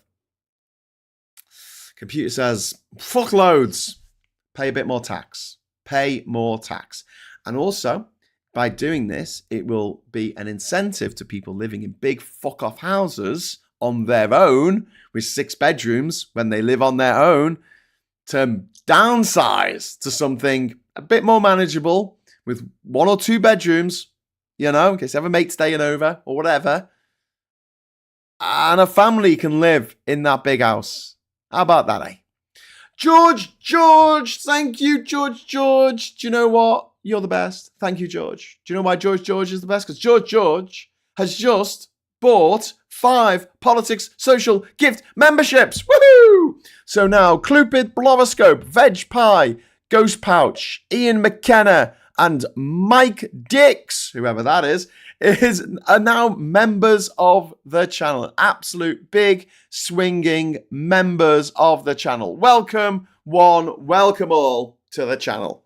I'm really, really excited about doing the social tomorrow at 9:30. I'm hoping Mike's going to join us because I don't know if you were watching the show last night, me and Rach, but we had the joy, the pleasure of letting you all know that Mike's procedures, his chemotherapy, has worked, and he had his bum scan yesterday, and they didn't find any cancer. Woo! So we're very, very, very happy for Mike, and we're going to be celebrating that tomorrow evening if you join us at 9:30, and yeah, thank goodness. And when I say thank goodness, I mean thank goodness. Thank the good people of the world who have spent their lives looking at how we can fight all these different types of cancer and procedures that actually fucking work to get rid of the scourge of modern society, because it's the one thing that we really still do have a lot of difficulty with. But oh my God, cancer treatment has come on in leaps and bounds. In my lifetime, we have gone from cancers that were a death sentence to cancers that are treatable, manageable. We're able to get rid of them, ring the fucking bell. It is phenomenal. Cancer is obviously, there are so many different types of cancer, and you can get cancer of any organ of your body, and there's different forms of cancer for that particular organ. And it's always going to be a bit of a game of whack-a-mole, but we are making great strides now. We're making absolutely great strides, and it's because of goodness. It's because people with fantastic brains and passion to help people have chosen not to go down the route of making loads of money on the markets. You know, people who are very intelligent, they've decided to go into medicine. They've decided to go into bioresearch rather than, I don't know, becoming a lawyer for corporations to be able to drill wherever the fuck they want their foreign slime out of the ground. They had the choice, they had the brain power, they had the wits about them, and they went, no, I'm going to help destroy the planet. So thank goodness. Thank goodness, thank goodness. Anyway, Mike, fuck yeah. I'm really excited about tomorrow. Also, super chats have VAT deducted, says Paula Thomas. Yes, thank you for the super chat, and also the fact that VAT does get deducted from super chats. Graham, Buckingham Palace council tax is less than 1,828, says Sarah Dave. So even less than what I said. I thought it was 2,100, but it's even. It's mad, isn't it? Isn't it absolutely not mad? Leanne Scott says, very good news. Hurrah, says Gillian. Makes me mad when affluent people moan that they're subsidising everyone on low income than 40k. If everyone's treated fairly for what they contribute, that might make sense. Yeah. It's a shame. It's the first time in like forever we've got a Labour MP. Tory Oliver Held was here since the early 1990s. Says Russell, yeah, but the good thing is, unless they're this blue Labour lot, which I think they should have the whip suspended because they're not really helping them. They're not really helping Labour in any way. Most Labour MPs, I'm sorry I keep saying this, but most Labour MPs are all right. They really are. Even the ones who, you know, are voting for some crazy shit right now. Have a chat with them. Get in touch with them. Get to know them. Get to, you know, see them and have a chat with them. Get them to, you know, explain to you why Labour is going down certain routes. Because I'll tell you now, I've had some conversations with MPs that I know who are profoundly uncomfortable with the shit that Labour are pulling at the moment. And they're sort of like, come on, you know, we've got to have a little bit of give and take here. How about we take from the rich and give to everyone else? Only thing that's changed here was the local MP stopped cheering on the latest food bank opening. New MP cheers himself on for helping people change Wi-Fi passwords, says Mean Shock. Yeah, that's a bit embarrassing, isn't it? I'll have some words. My council tax is the same as Buckingham Palace in a one-bedroom flat, says Sarah. Yeah. I mean, how can anyone look at that and go, yeah, that's a great system. That's the way it should be. Hey, we've sorted it, people. We've sorted it. Anyway, back to the what Labour have done. I think this is a mistake. Last year, I was less concerned because it was the start of the new term. I probably didn't start off on the right foot by suspending the whip from certain MPs, but at the same time, I did understand that Labour had to, you know, Keir Starmer had to stamp his authority from day one. Oi, don't you be rebelling, you little bastards. However, doing this at this point, it's like, for fuck's sake. Anyway, so that's my opinion on that. Right, and then finally, I just want to talk quickly, going on to the health thing, right? I want to talk about measles. So when I was in Liverpool this weekend, I was visiting a friend of mine whose kid is in hospital at Alderhay, staying at Alderhay. And the first thing I noticed on the Saturday when I walked in, big sign saying measles. If you are not vaccinated or you might have measles, please do not enter this hospital. Please do not come and give the kids here a potentially fatal disease, a fatal childhood disease. Yet someone did. And a child died. A child died in the building that I was fucking in this weekend. I wasn't fucking in it. The building that I was in this weekend. A child died of measles. Measles, which should have been fucking wiped out 20 years ago. It should have been wiped out like smallpox. It shouldn't exist anymore. Except these evil, privately educated eugenicists who are all vaccinated themselves. Don't think Andrew Wakefield is not vaccinated. He fucking is. They all got together and went, let's fuck everyone. Let's tell them that vaccines are dangerous in some way. And they went, oh, that'll be a jolly jape. Because the thing is that there are these sick, twisted, psychopathic eugenicists like Andrew Wakefield who live and exist and get sexual gratification from the deaths of our kids, the suffering of our children. And so they spread their vile, toxic lies, which result in the deaths of children. Our kids, not their kids. Their kids never die because all their kids are fucking vaccinated. I guarantee it. Who was it who was whinging about having to have the COVID vaccine? Was it Haley Brewer? No, it was Haiti Wangsock. What's her name? Katie. Oh fucking hell, what's her name? She's the really, really, really ugly one who was on The Apprentice, which is, I mean, if you went to Katie Hopkirk, Vandal and Hopkirk, deceased, that's her name. She went to private school, of course. That's where she learned to be a twat. And she was on The Apprentice. I think it was her. And she went to Australia. You have to have your vaccination card to go to Australia at the time for COVID. And she was going to talk about how people shouldn't get the COVID vaccination that she had clearly got herself because she wants the little people to die because that's what she gets sexual gratification from. Thank you very much for the £2 super chat. Here's a 40p donation to HMRC. Thanks very much to Kirsty McTeer for that. I don't know if you pay VAT on it because I know that, and I know that. What's it called? I know Google take a chunk, but I don't think because I'm not VAT registered. I don't earn enough to be VAT registered, so I don't really know how that works. But there you go. Sarah Davis, Allsop and no tea. My dad used to go to Allsop school. Hopkins, Haiti Popkins. That's it. That's the one. Manlon Hopkins, deceased. Saying the ugly one doesn't narrow it down, says Gallifreyman. I know, Gallifreyman. Oh my god, you're so right about that. Anyway, the national MMR uptake is currently 84%.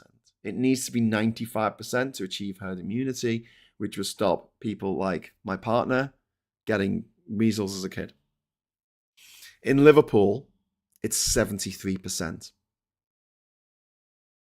Because of white, rich, neo-aristocratic, eugenicist motherfuckers who want to keep the rest of us down. There is no surprise that the lowest uptakes are usually amongst immigrant communities. Because these rich, white motherfuckers spread lies in these communities. And they've been doing this for years. There was a guy called Matthias Rath, who was a German, rich, white, neo-aristocratic motherfucker who went to South Africa in the late 90s, early 2000s. And he spread lies about the antiretro treatments for the antiretroviral treatments for HIV, which stop HIV becoming full-blown AIDS and being a death sentence. He was a vitamin salesman, and he went there to sell vitamins, and he made a lot of money, and he made a lot of people very, very sick. He got into the minds of the government of South Africa at the time. The health minister of South Africa was telling people that people should, if they are HIV positive, they should eat salads. Because this sick motherfucker, Matthias Rath, wanted to go to South Africa and kill black people and kill black babies, which is exactly what Elon Musk has done with cutting US aid. In Mozambique, there are children now, thousands of children who are going to die, babies that are going to die or have already died as a direct result of what he did, because they have contracted HIV from their mum when their mum gave birth to them.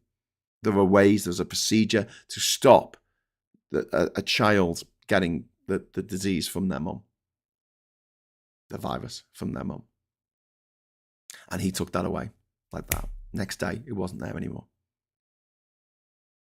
There is over 1.1 million pounds of food that was all ready to go for US aid. £1 million of food. Just think just how much food that is. And it is sat there and it has rotted and it's not being distributed to the people who need it because of the richest man in the world. Because he wants to get his tiny little shriveled dick out and wank himself silly to the thought of little babies dying. Because these people are sick. They are sick, twisted, psychopathic motherfuckers. And we should give them no quarter when the time comes. And you know what I mean when I say when the time comes. They shouldn't be given the benefit of the doubt. And what Musk did in Mozambique, what and other countries, and what Matthias Raff did in South Africa is what Andrew Wakefield and his ilk have done in this country. Because there's nothing like they like better than knowing that they themselves and their children are insulated, are vaccinated. Their kids aren't going to die of measles. And yet in immigrant communities in Liverpool, they will spread their fucking lies. They did this in Nigeria against the polio vaccine. They started rumours that they were putting HIV in the polio vaccine. Polio should have been wiped out. I've seen kids with polio in West Africa. It shouldn't be there anymore. It should have been completely wiped out. And yet, the kids who are fortunate to survive this deadly childhood disease are left with the impact of it for the rest of their lives. And I've got no time for it. I've got no time for anti-vaxxers. I am not going to debate you. I'm going to call you a see you next Tuesday to your face. As I did to the previous leader of Labour's brother. Because he's an anti-vaxxer. Rich, privileged kid, went to a prep school. Oh, we'll pay for that. We'll pay for that, young man. Said his parents. As he grew up in a country fucking manor. And there he is, outside number 10, telling people not to get vaccinated. He's vaccinated, I guarantee it. I absolutely guarantee that he is vaccinated. That's why he's still with us. These people are eugenicists. They are trying to wipe out people who are poor, people who are undereducated. They're trying to wipe out the children of ethnic minorities in this country and around the world. That's their MO. Don't join them. Don't give them any credence. They have got one mission on this planet, and that's to destroy the lives of others who they see as inferior because they get off on it. They get off on the feeling of power. What's that line? In politics, everything's about sex except for sex. Sex is about power. Yeah, this is what they get off on. They love the idea that they've killed that many people, that many babies. That's how sick and twisted these horrible little motherfuckers are. And a kid died in the fucking hospital. Fucking something that absolutely shouldn't have happened. My partner's death from measles, something that absolutely should not have happened. And that was in, the early 80s. Not now. 2025, measles should not be a thing. But the rich, neo-aristocratic, sociopathic, psychotic motherfuckers know that they can spread their vicious lies, their vicious conspiracy theories, and they know that they will get inside people's heads. And the pediatricians of the world, the Medicine Sans Frontier workers, the doctors, the healthcare professionals throw their hands up in disbelief of just like, what the fuck? Why are we allowing this to happen? And anyone who spreads lies online to say we shouldn't get the MMR vaccination for kids has blood on their hands this weekend. Blood on their hands of a small, innocent child who did nothing wrong except not have a strong enough immune system for the eugenicists of this planet to believe that they should be allowed to continue to live, to reach adulthood. They want to go back to the world of most children dying before the age of 5. You know. And what's the line about MMR? It leads to autism. Really? That's it? That's what you've got? So here's the choice, if this existed, which it doesn't. But here's the dichotomy. Here's your Sophie's Choice, kids, right? You can either die or be autistic.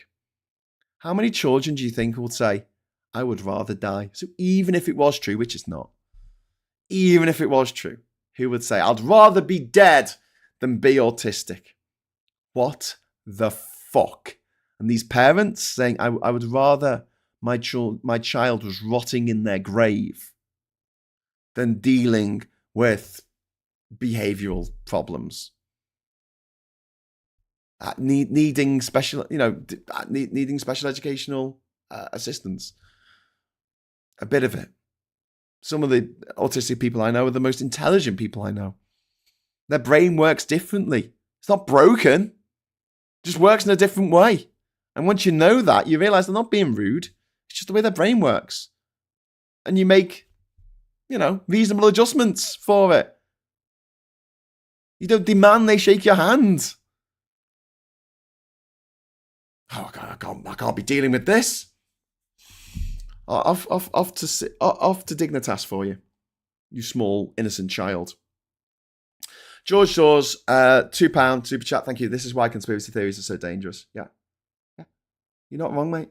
You're not wrong.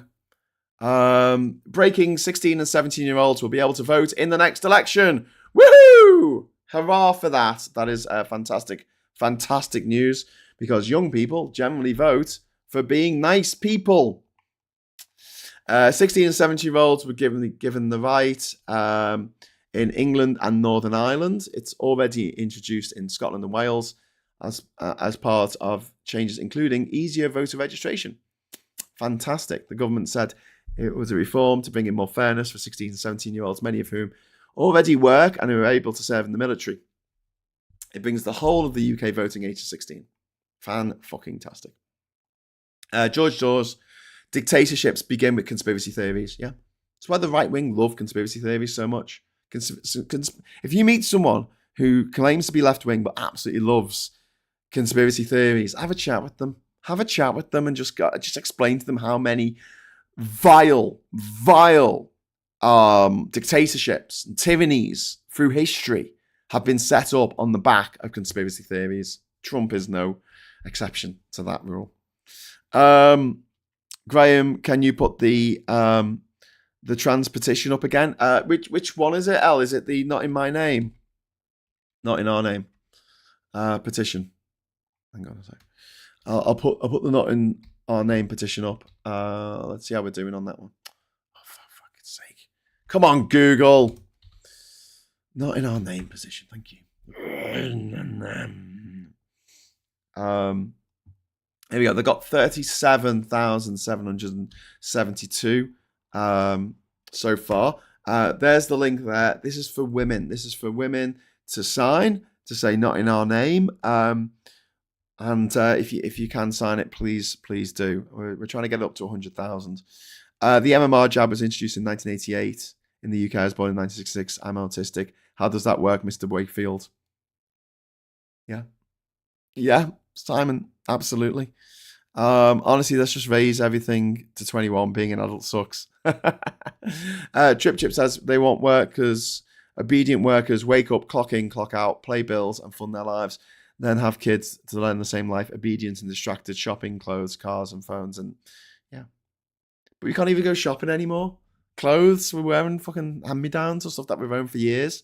Cars, I mean, most of us can't afford cars anymore.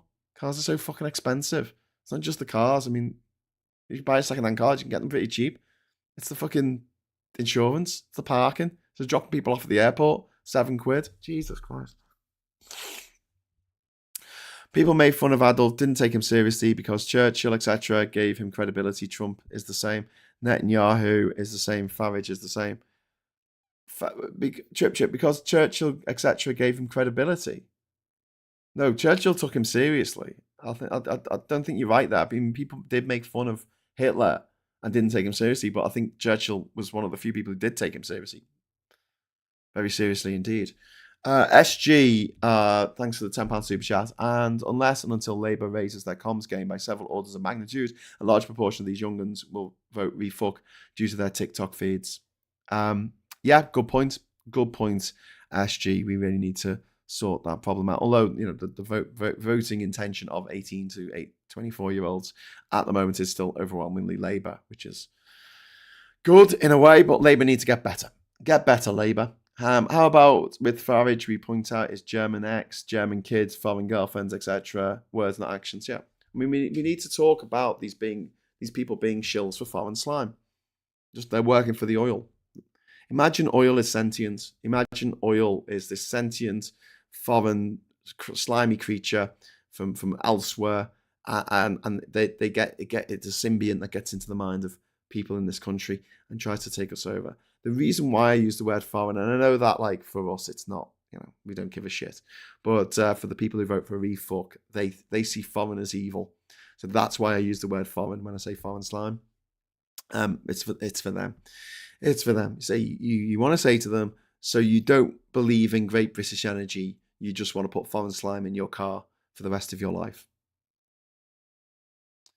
It's very hard for them to argue against that, and they might try and make out that no, it's not foreign because I want to use oil from the oil fields in the North Sea, and it's like, well, you do know that it's foreign oil companies that make all the profit from that, and they sell it to us at the market rate. We don't get a discount. Anyway, Churchill was warning about him from 1936. Macmillan did not take Hitler seriously. Churchill was warning about him before that. People forget Churchill was a known documented racist. Well, I don't forget. I mean, I know he was, but was he better than Hitler? Yeah. I hate using the term product of the time because obviously there were people at the time going, this is wrong. Racism was wrong. Blaming everything on single mums was wrong. There were people at the time screaming that we should be allowing refugees from Germany and Austria and Czechoslovakia into this country, Jews that were fleeing from being executed. And we said, no, we'll just take the kids. We'll split these children from their parents and we'll let their parents be thrown into camps and die. And they can make the excuses that, we didn't know how bad it was going to get. But the reality was, they knew that life wasn't going to be easy for those parents anyway. And they separated the children from their parents. And then they claimed this great victory. I mean, the kinder transport, yes, it was fantastic that Sir Nicholas Winton managed to do that. But the fact that he had to do that, and he had to do it under secrecy, and he could only bring the kids, he couldn't bring the mums, he couldn't bring the dads, is a point of, shame for our country that we were such twats that we broke up families to bring them here and then patted ourselves on the back for bringing the children over. So yeah, I think Chip's right. Like whenever we talk about history, we've got to talk about it in all its myriad complexity, and I get that complexities. I completely get that. And we can talk about Hitler and his role in Gallipoli. We can talk about Hitler and his role in the Bengal famine.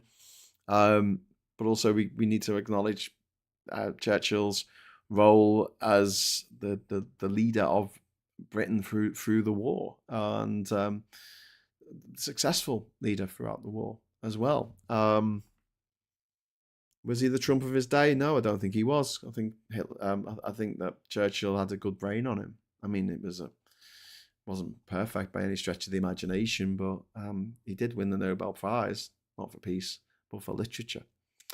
Paula, thank you very much for the £5 super chat. If you want to see how evil sending a child to boarding school can be, read Churchill's Letters Home from School. Really good point, Paula. I mean, these people were fucked. I'm gonna pull myself away here a little bit from Philip Larkin. I don't think that it was the parents who did it. I think it's the ones who went to boarding school in particular. It messed them up. It really messed them up. I think we should make them illegal. I think we should make them absolutely illegal. Chib says, did you know it's illegal to sell wind or solar energy for less than the price of gas? Yeah, it's illegal because we peg our solar electricity, which is free. It's once you've installed the panels and put the cables in, it's free.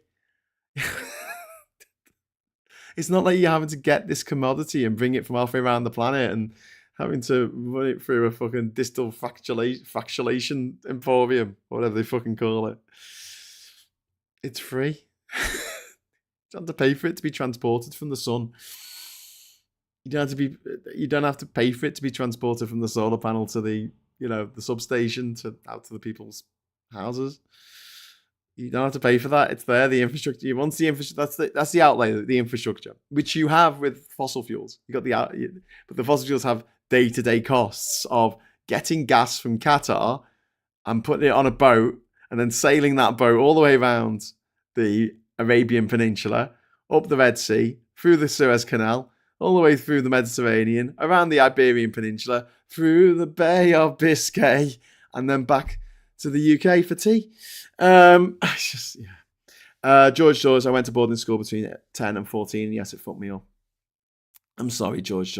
I'm sorry. I feel sorry for people who went to boarding school, the ones who didn't turn out to be psychos.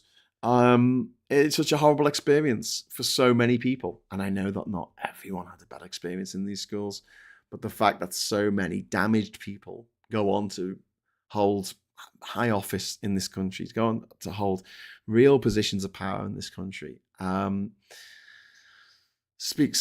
does really speak volumes about how damaging these posh borstals are for society, not just the kids who go to these places, but society as a whole. Don't forget private schools. There's still a load of taxes they still don't pay.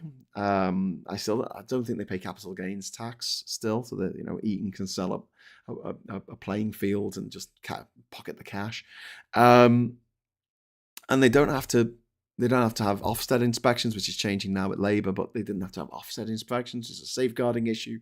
And the teachers didn't need to be qualified. Your teachers didn't need a PGCE in order to teach in a private school. What? No. Just no. You can't just drag someone off the street and say, oh, you can work in this school. You'll be fine. No, you need to learn to teach. The government trans petition, share the government petition with everyone you can. The trans petition, okay. Government trans petition. So, Elle, can you help me a little bit here? Because there's a few petitions floating around. Is this to allow transgender people to self-identify their legal gender? Because that's closed now. And they debated it. It closed on the 12th of June. Okay, it's not that one. Do not put trans. I'm sorry, Elle. You've got to give me some more clues here because there's quite a few that I've seen. Legally enshrine. Oh, is this the one? Legally enshrine the right of adults to physically transition using NHS services. I don't know if this is the one, but I'm going to share this anyway, Elle. This is a petition to legally enshrine the rights of adults to physically transition using NHS services.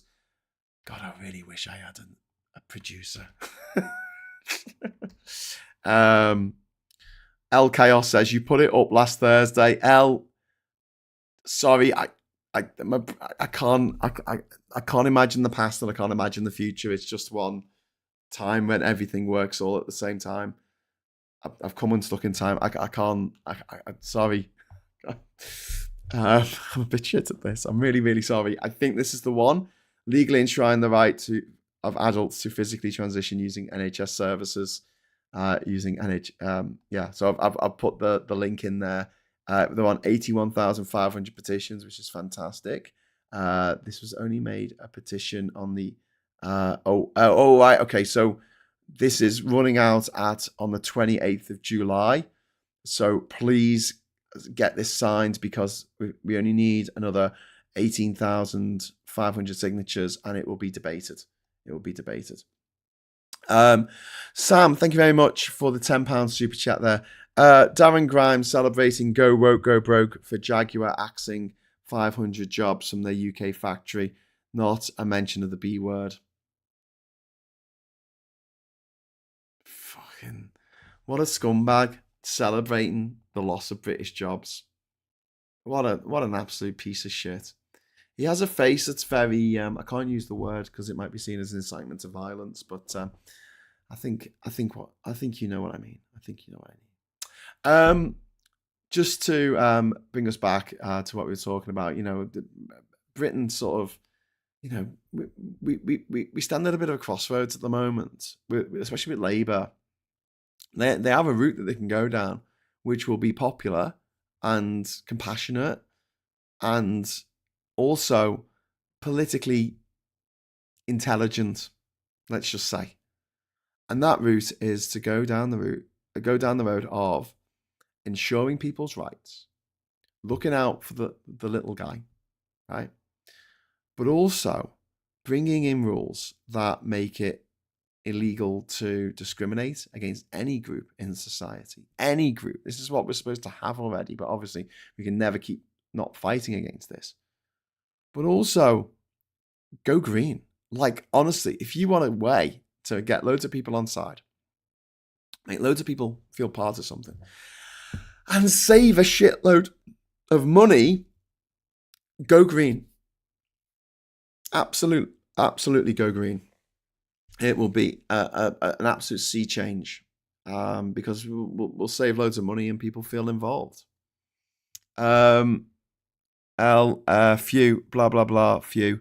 Is that the right one? Is that L? Is that, can you just write yes or something? It's so hard reading all these messages. Getting a bit overwhelmed. Give me a moment. Give me a minute, my friends. Give me a minute. I'm just going to go over to the papers, I think. It's me getting stressed out. It's just like techie stuff while I'm streaming, while I'm trying to read your messages and talk about stuff and hold everything in my head at the same time of what I've said and what I haven't said. And I'm acutely aware of the fact that I'll repeat myself because I completely forget that I've said something a few minutes earlier. And you'll think, oh, Graham, you're clearly getting dementia. But I think it's more to do with the fact that it's really hard to keep all these different news stories in your head and talk about them and make it make sense and make a linear. I'm not very linear. trying to drive a linear path through all these news stories isn't the easiest thing, I have to say. Anyway, right. This is the story about the kids who were stabbed to death in Southport, and also David Amy's there. They failed to provide what might have helped anti-radicalization scheme prevent slammed for wrong decisions over Southport and David Amos killers. Anti-terror scheme failed to provide help that might. Just repeating what you've put in the byline there. Okay, whatever. But yeah, this is a serious point. Like, the government went all in on the prevent strategy. The Tory government, make no bones about this, is the Tory government, and people fell through the cracks. People absolutely fell through the cracks. Was it the right thing to do? I don't know. I mean, I feel it should have been part of a whole raft of provisions and things put in place to help people and to stop people falling down the rabbit hole of radicalization. But the government, the Tory government, and still the Labour government to this point, have done absolutely nothing about social media, which is where a lot of people are radicalized now. The toxic manosphere. We've all watched Adolescence, and yet every politician in the world seems to have got together and gone, yeah, I watched the Adolescence thing. Yeah, it was quite interesting. Let's do nothing about it. Let's do nothing about this issue that was so wonderfully highlighted in this show. Excellently highlighted in this show. Leaky bum time. Chief says blame rain for leaks in a drought.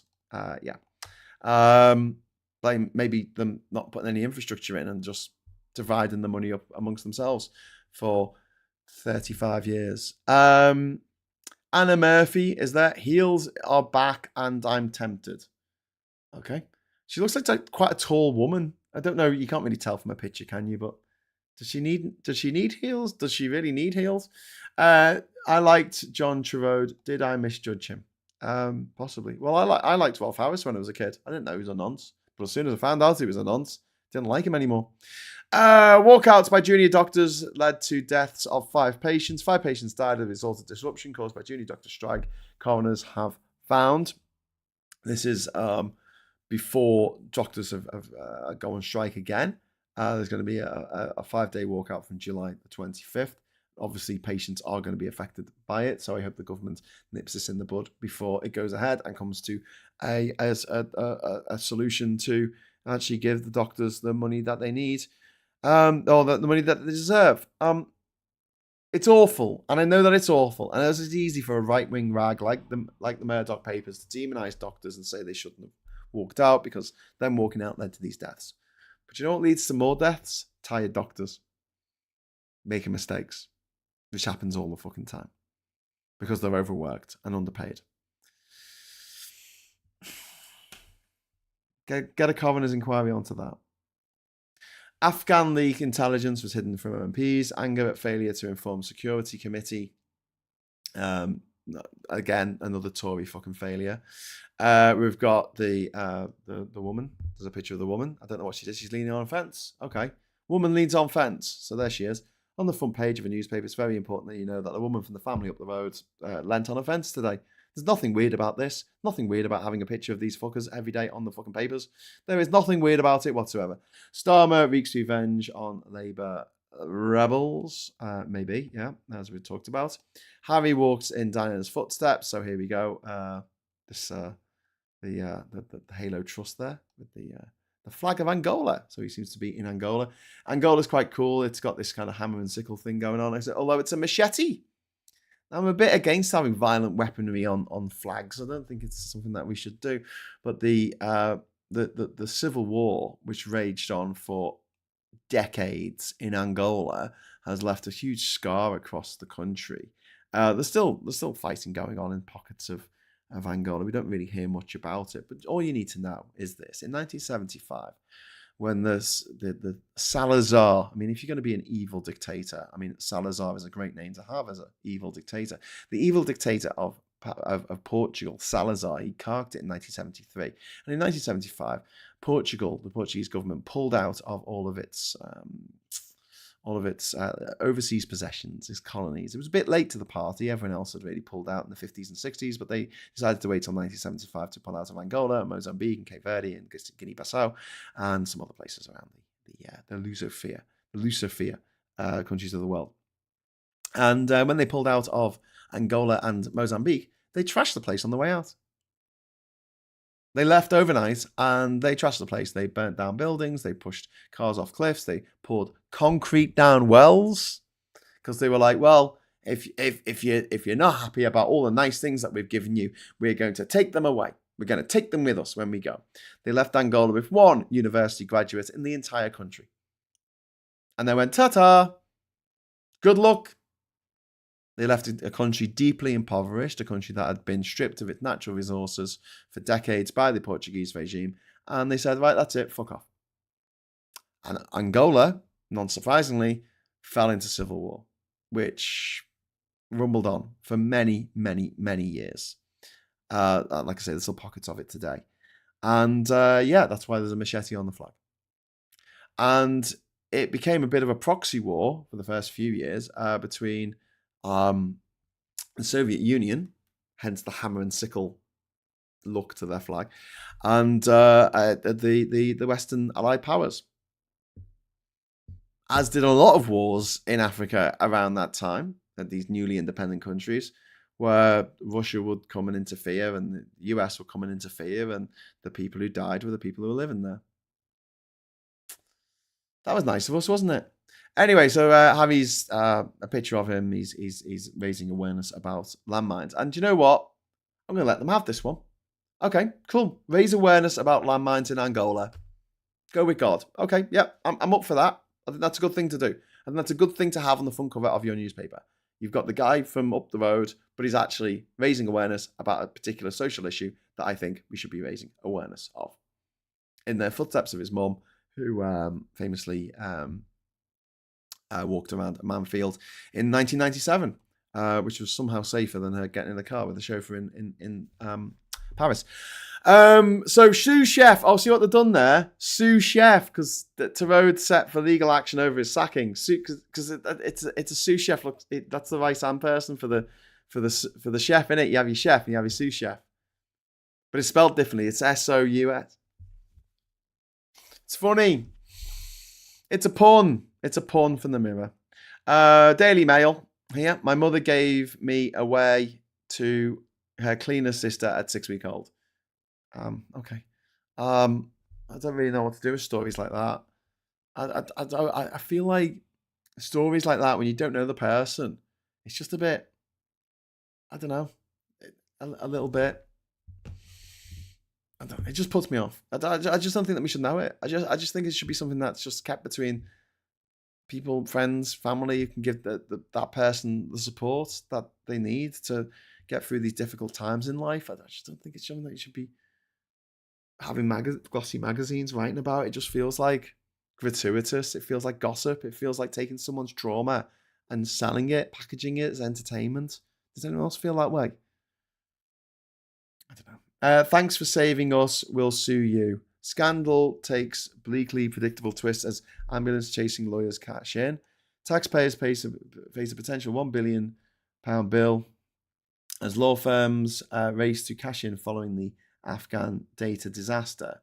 Legal companies have begun signing up thousands of claimants who could, it is claimed, pocket up to £250,000 each in compensation. So there's the Daily Mail there, demonising the Afghans who were brought over here after the government completely fucked up and sent their names and addresses and family members to the Taliban. Friends, just what a scummy newspaper. Instead of going after the Tories whose fuck up this was, they're going after the refugees. See what they're doing now? They're going to cost us all this money. We should have never saved them. Fucking rat bags. And there's a picture of Harry there. Harry's Manfield tribute to Diana. Over here, we have Janet Street Porter saying, I was not going to let anything stand in my way. Cool. We've got Inside the Trial of Constance Martin, privately educated, of course, and Mark Gordon. I really don't want to know. It's so fucking grim, that whole story. 4 Labour MPs lose whip as PM attempts to reassert grip on party. Whether it works or not is another matter. Told you yesterday they lost the party whip, but they've been suspended. I mean, they will be back in the fold, I'm pretty sure, after a few months of being sat on the naughty step. Attack on Damascus. This is audacious, isn't it? This is Syria bombed by Israel because they're getting involved in the Druze people who are being attacked by certain arms of the Syrian military, I guess, and yeah. So why not get involved in a conflict that's got nothing to do with you? Says Israel, because obviously Israel's not involved in enough conflicts at the moment. They've set off pages to explode in Lebanon. They've bombed Syria. They've bombed Iran. They've bombed Gaza.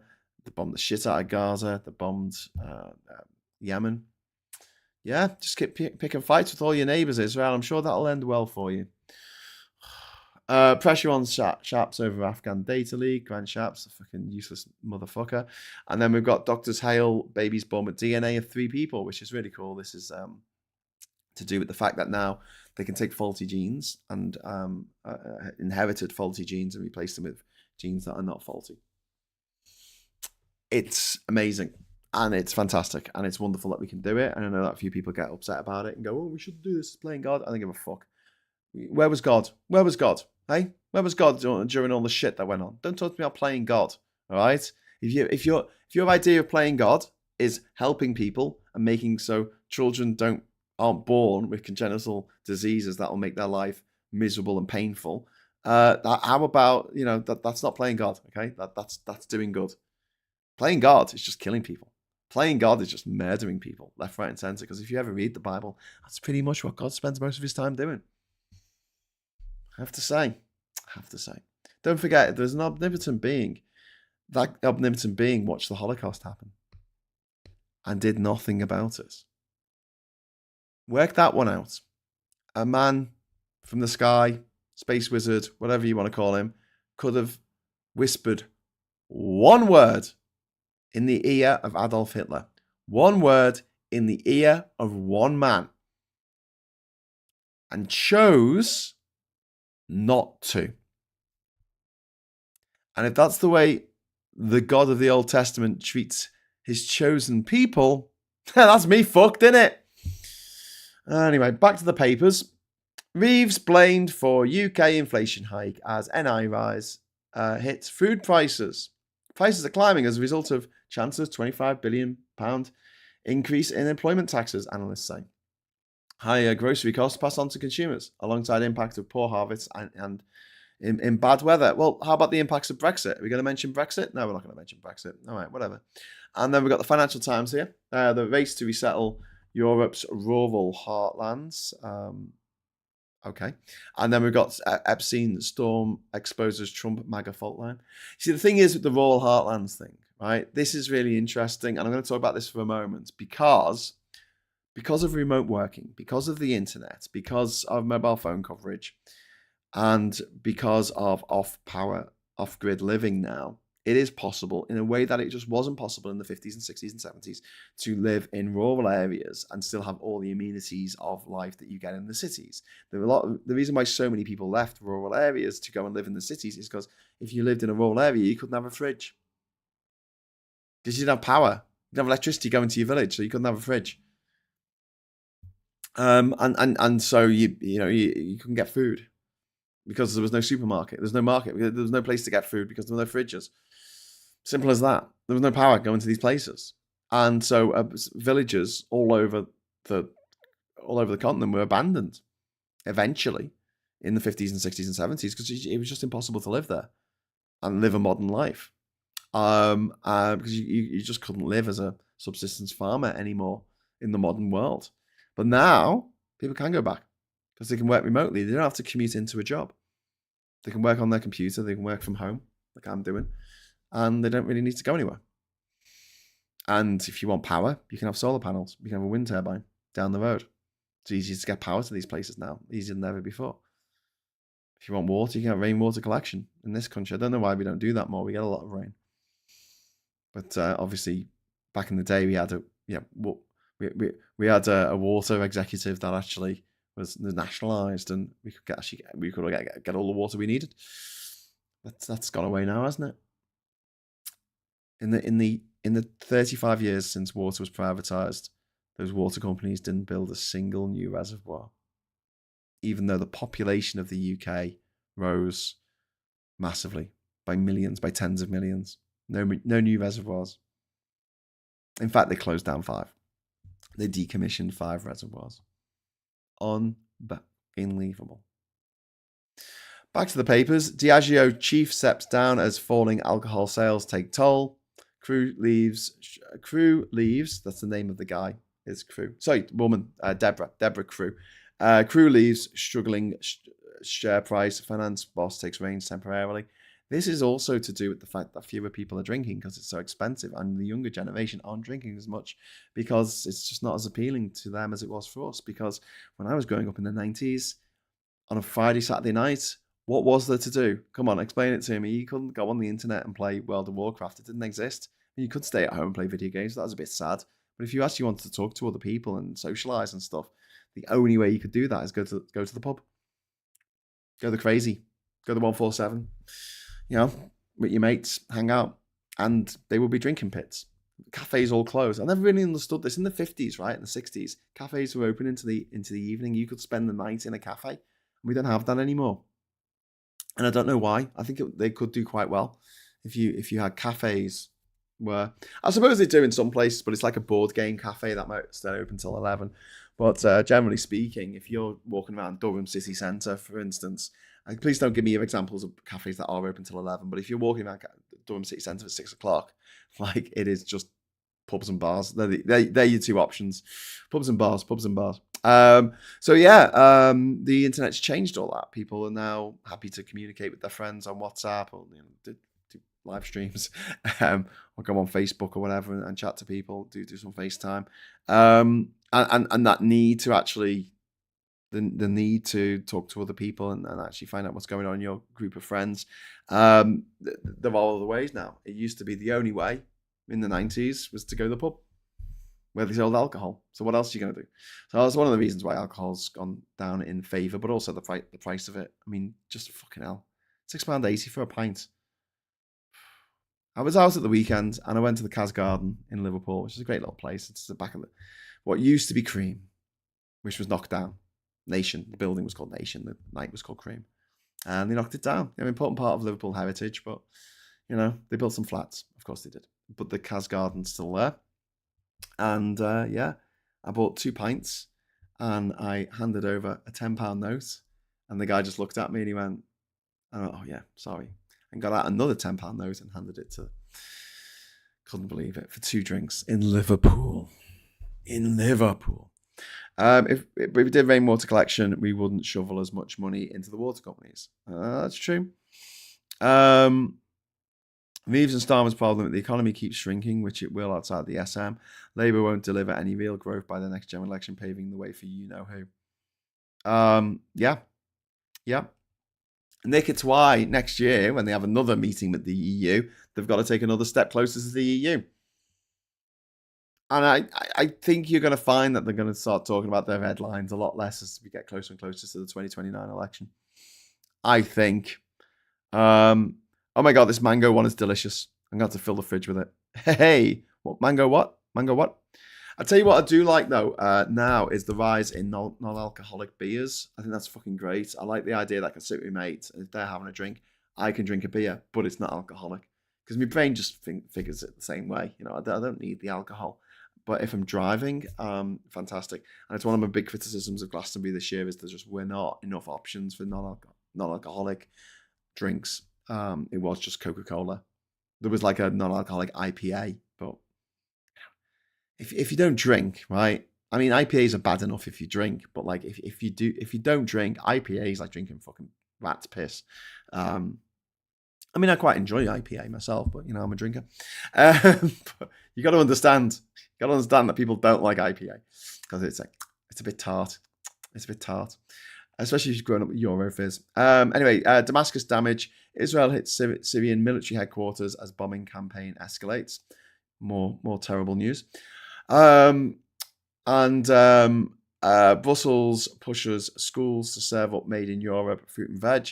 Brussels will propose that fruit, vegetables, and milk should be made in Europe as part of a push to favour domestic industries from defence to agriculture, which is fair enough. Made in Europe sounds good to me. Fewer food miles always sounds good. And Trump tariffs. This is an interesting story here on the left of this. On the left, if my pointer would work, there you go, on the left. Trump tariffs reap 50 billion as world chickens out. The reluctance of trade partners to retaliate against Donald Trump tariffs have allowed the US to swell its customs revenue by $50 billion at little cost. Only China and Canada have hit back. The EU, the biggest trade bloc, repeatedly defers action while the US president is taunted for always chickening out. Experts say the US's size and Trump's threats to redouble levies on defiant states mean the world's backing down is not cowardice but economic sense. I mean, but that money's come from the American consumer. Like, we're not paying that. They haven't extorted $50 billion out of us. They've taken it from Americans buying stuff. So there you go. Onkin yogurts, Graham. Oh, that does sound good. Trip, I find the strawberry a little too sweet. Ironic as I love sweet things. I do have it sometimes. Raspberry is preferred. A little more bite to it. Right. Okay, I think that's everything. We've run through the papers. I don't think there's anything more to say on that particular issue. Oh, hang on. We've got a couple more papers. I didn't know. Usually it ends with the FT, but no, it didn't. The Tory graph here. Cabinet bid to halt Afghan airlift. Miniatures objected. All these miniatures, these Games Workshop miniatures. Ministers objected on security grounds, but were overruled by emotional blackmail. Harry goes back to the future. Will axe wind farm subsidies reform warns green firms. Refuck has told Britain's biggest wind and solar developers it would scrap their green energy subsidies if it won power. because they don't want us having great British power. They want us completely dependent on foreign slime for the rest of eternity. And then we've got Starmer risks Labour split as he kicks out party benefits rebels. It's quite interesting that they're doing this just before Parliament wraps up next week. Wraps up on Tuesday. So, yeah. Whether anything's going to be done, I doubt it. The reason being is when the MPs go on holiday, they got a 6-week holiday until September, they're not going to be meeting up and chatting in the tea room. Do you know what I mean? Like, one of the reasons why so many MPs got together and pushed against Labour for the on the PIP cuts was they were meeting up in the tea rooms in Parliament. They're not going to be able to do that over the summer. So it'll be interesting to see what happens. But I'm not. I don't think that. What I think is a wrong decision. I don't think that Starmer's going to be overly concerned about it. New Maxwell appeal puts appeal as Trump flips. Epstein files U-turn sparks war of words. You've fallen for a hoax, US president tells past fans as Brit socialite's family starts freedom call. Ghislaine Maxwell, privately educated, of course. Trump there, privately educated, of course. Matt Jackson Smith, I don't know who he is, but I guarantee he's privately educated because he's on the front cover of a newspaper. Are these people, Diana Vickers and Alice Giddings, are they privately educated? Someone look it up. Someone please look it up. I'm going to look up Matt Jackson Smith because I'm quite interested in finding out who Matt Jackson Smith is. Matt Jackson. I'm going to find out that he's a son of a fucking coal miner, aren't I? Oh, he's an author. He's an author, apparently. I've never even heard of him, but he's on the front cover. He's Matt the vet. He's a veteran? No, he's a vet. An animal vet. He's a veterinarian. He's on Channel 5's The Yorkshire Vet.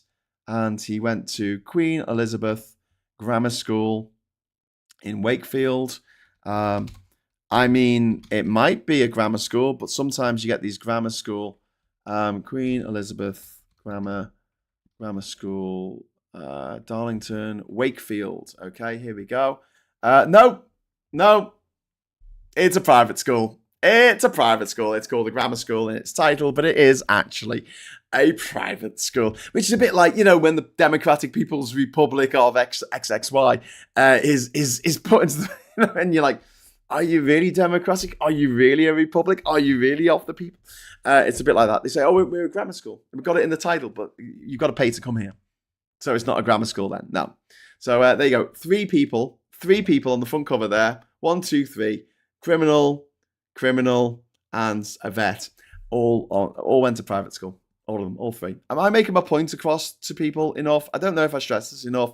And you might think I'm a bit obsessed, but you can't help but notice, can you? Anyway, I'm going to have to add this Matt Jackson Smith fella to my list of private school mafia people. Not that he's a bad guy. Don't think he's a bad guy. Got nothing against him personally.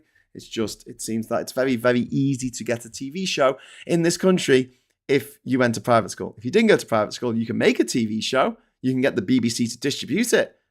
Or distribute it, if I say that in a normal way.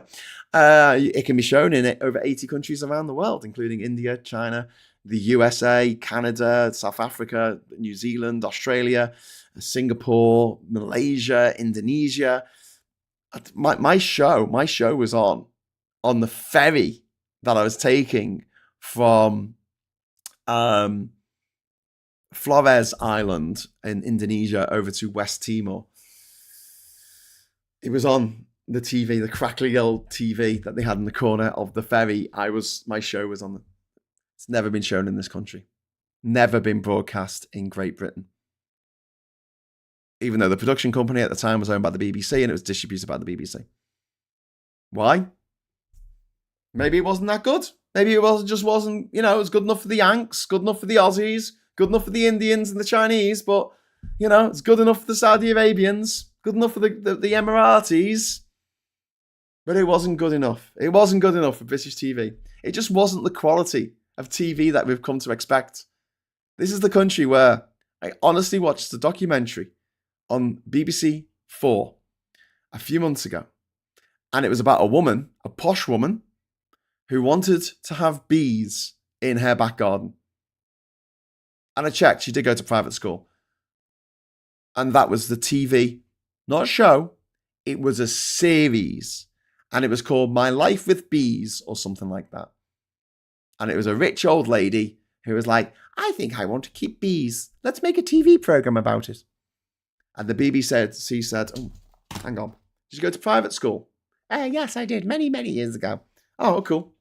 We'll send a camera crew round. Pay you $500,000 from fucking license fee payers. Do you see the pattern? Do you see it? Because I do. You might say, I've got a chip on my shoulder. Don't give a fuck. I'm just not happy about the situation as it stands. And if you are happy about only 8% of the people working in film and TV in this country being from a working class background, well, I'm sorry to say this, but fuck you.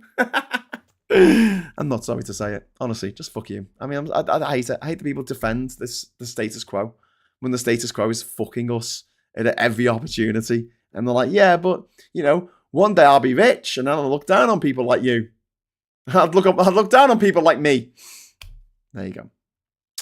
Why is it even called a grammar school? Do they exclusively focus on the niche rules of English or something? No. It's just when I make a list and write grammar school in the name of the place that someone's gone to, people go, no, that was a grammar school. It says it in the name. And I go, no, it's not. Look it up. It's a private school. You got to pay to go there. It may have been a grammar in the past, but it ain't a grammar no more. I've screenshotted, but best take that message down now. What? Even the dog went to a private school. Yeah. Anyway, I'm going off now. Need to have some breakfast. So I won't be doing a show tonight. I've got a family thing on. So I will be back tomorrow morning, bright and early at 9 o'clock for another morning brew. And we've got a packed schedule tomorrow. We've got morning brew. Then we have the agenda with me and Phil. So I've just mental fucking blank there. We have the agenda with me and Phil at 1 o'clock. And then we have the Friday night social with me and Mike Dix and friends. And we're going to be celebrating Mike's really, really good news. Do you know what? It's nice to have some good news for a change, isn't it? Nice to have something where we can go, fuck yeah. So Mike's bum is now cancer-free, and thank goodness. And good on you, Mike. And I'm so glad that it worked out because we like Mike. And we'd rather like him to stick around for a bit. Yeah. Thanks, Mike. You're a beautiful man. Okay, so I'm going to fuck off now. And before I go, I will ask just one wee little favor. You know what it's going to be? I want you to dance a jig. No, don't dance a jig. Just press the join button. Press the join button. Join the channel. No, sorry, like button. Join as well, but no, like's more important. Give us a like. Join costs a little bit of money, whereas doing the like doesn't. I've got to suss out because I have a mirrored image on there, but this isn't mirrored. So I look at that to work out where my finger is, and then I look at the screen, which isn't mirrored. Anyway, give us a like. Give us a like. We all like a like. Please give us a like on the way out. And until next time, I'll say thank you for watching. Thank you for the super chat. Very, very, very kind of you. I really do appreciate it a lot. And a big shout out to Plum Duff for that particular mega chat. Is really, really kind of you. And the rest of you, thank you so much for watching. Thanks for all the beautiful messages and the friendly people in the chat, which I love. And until next time, I'll say hello, good evening, welcome, and goodbye.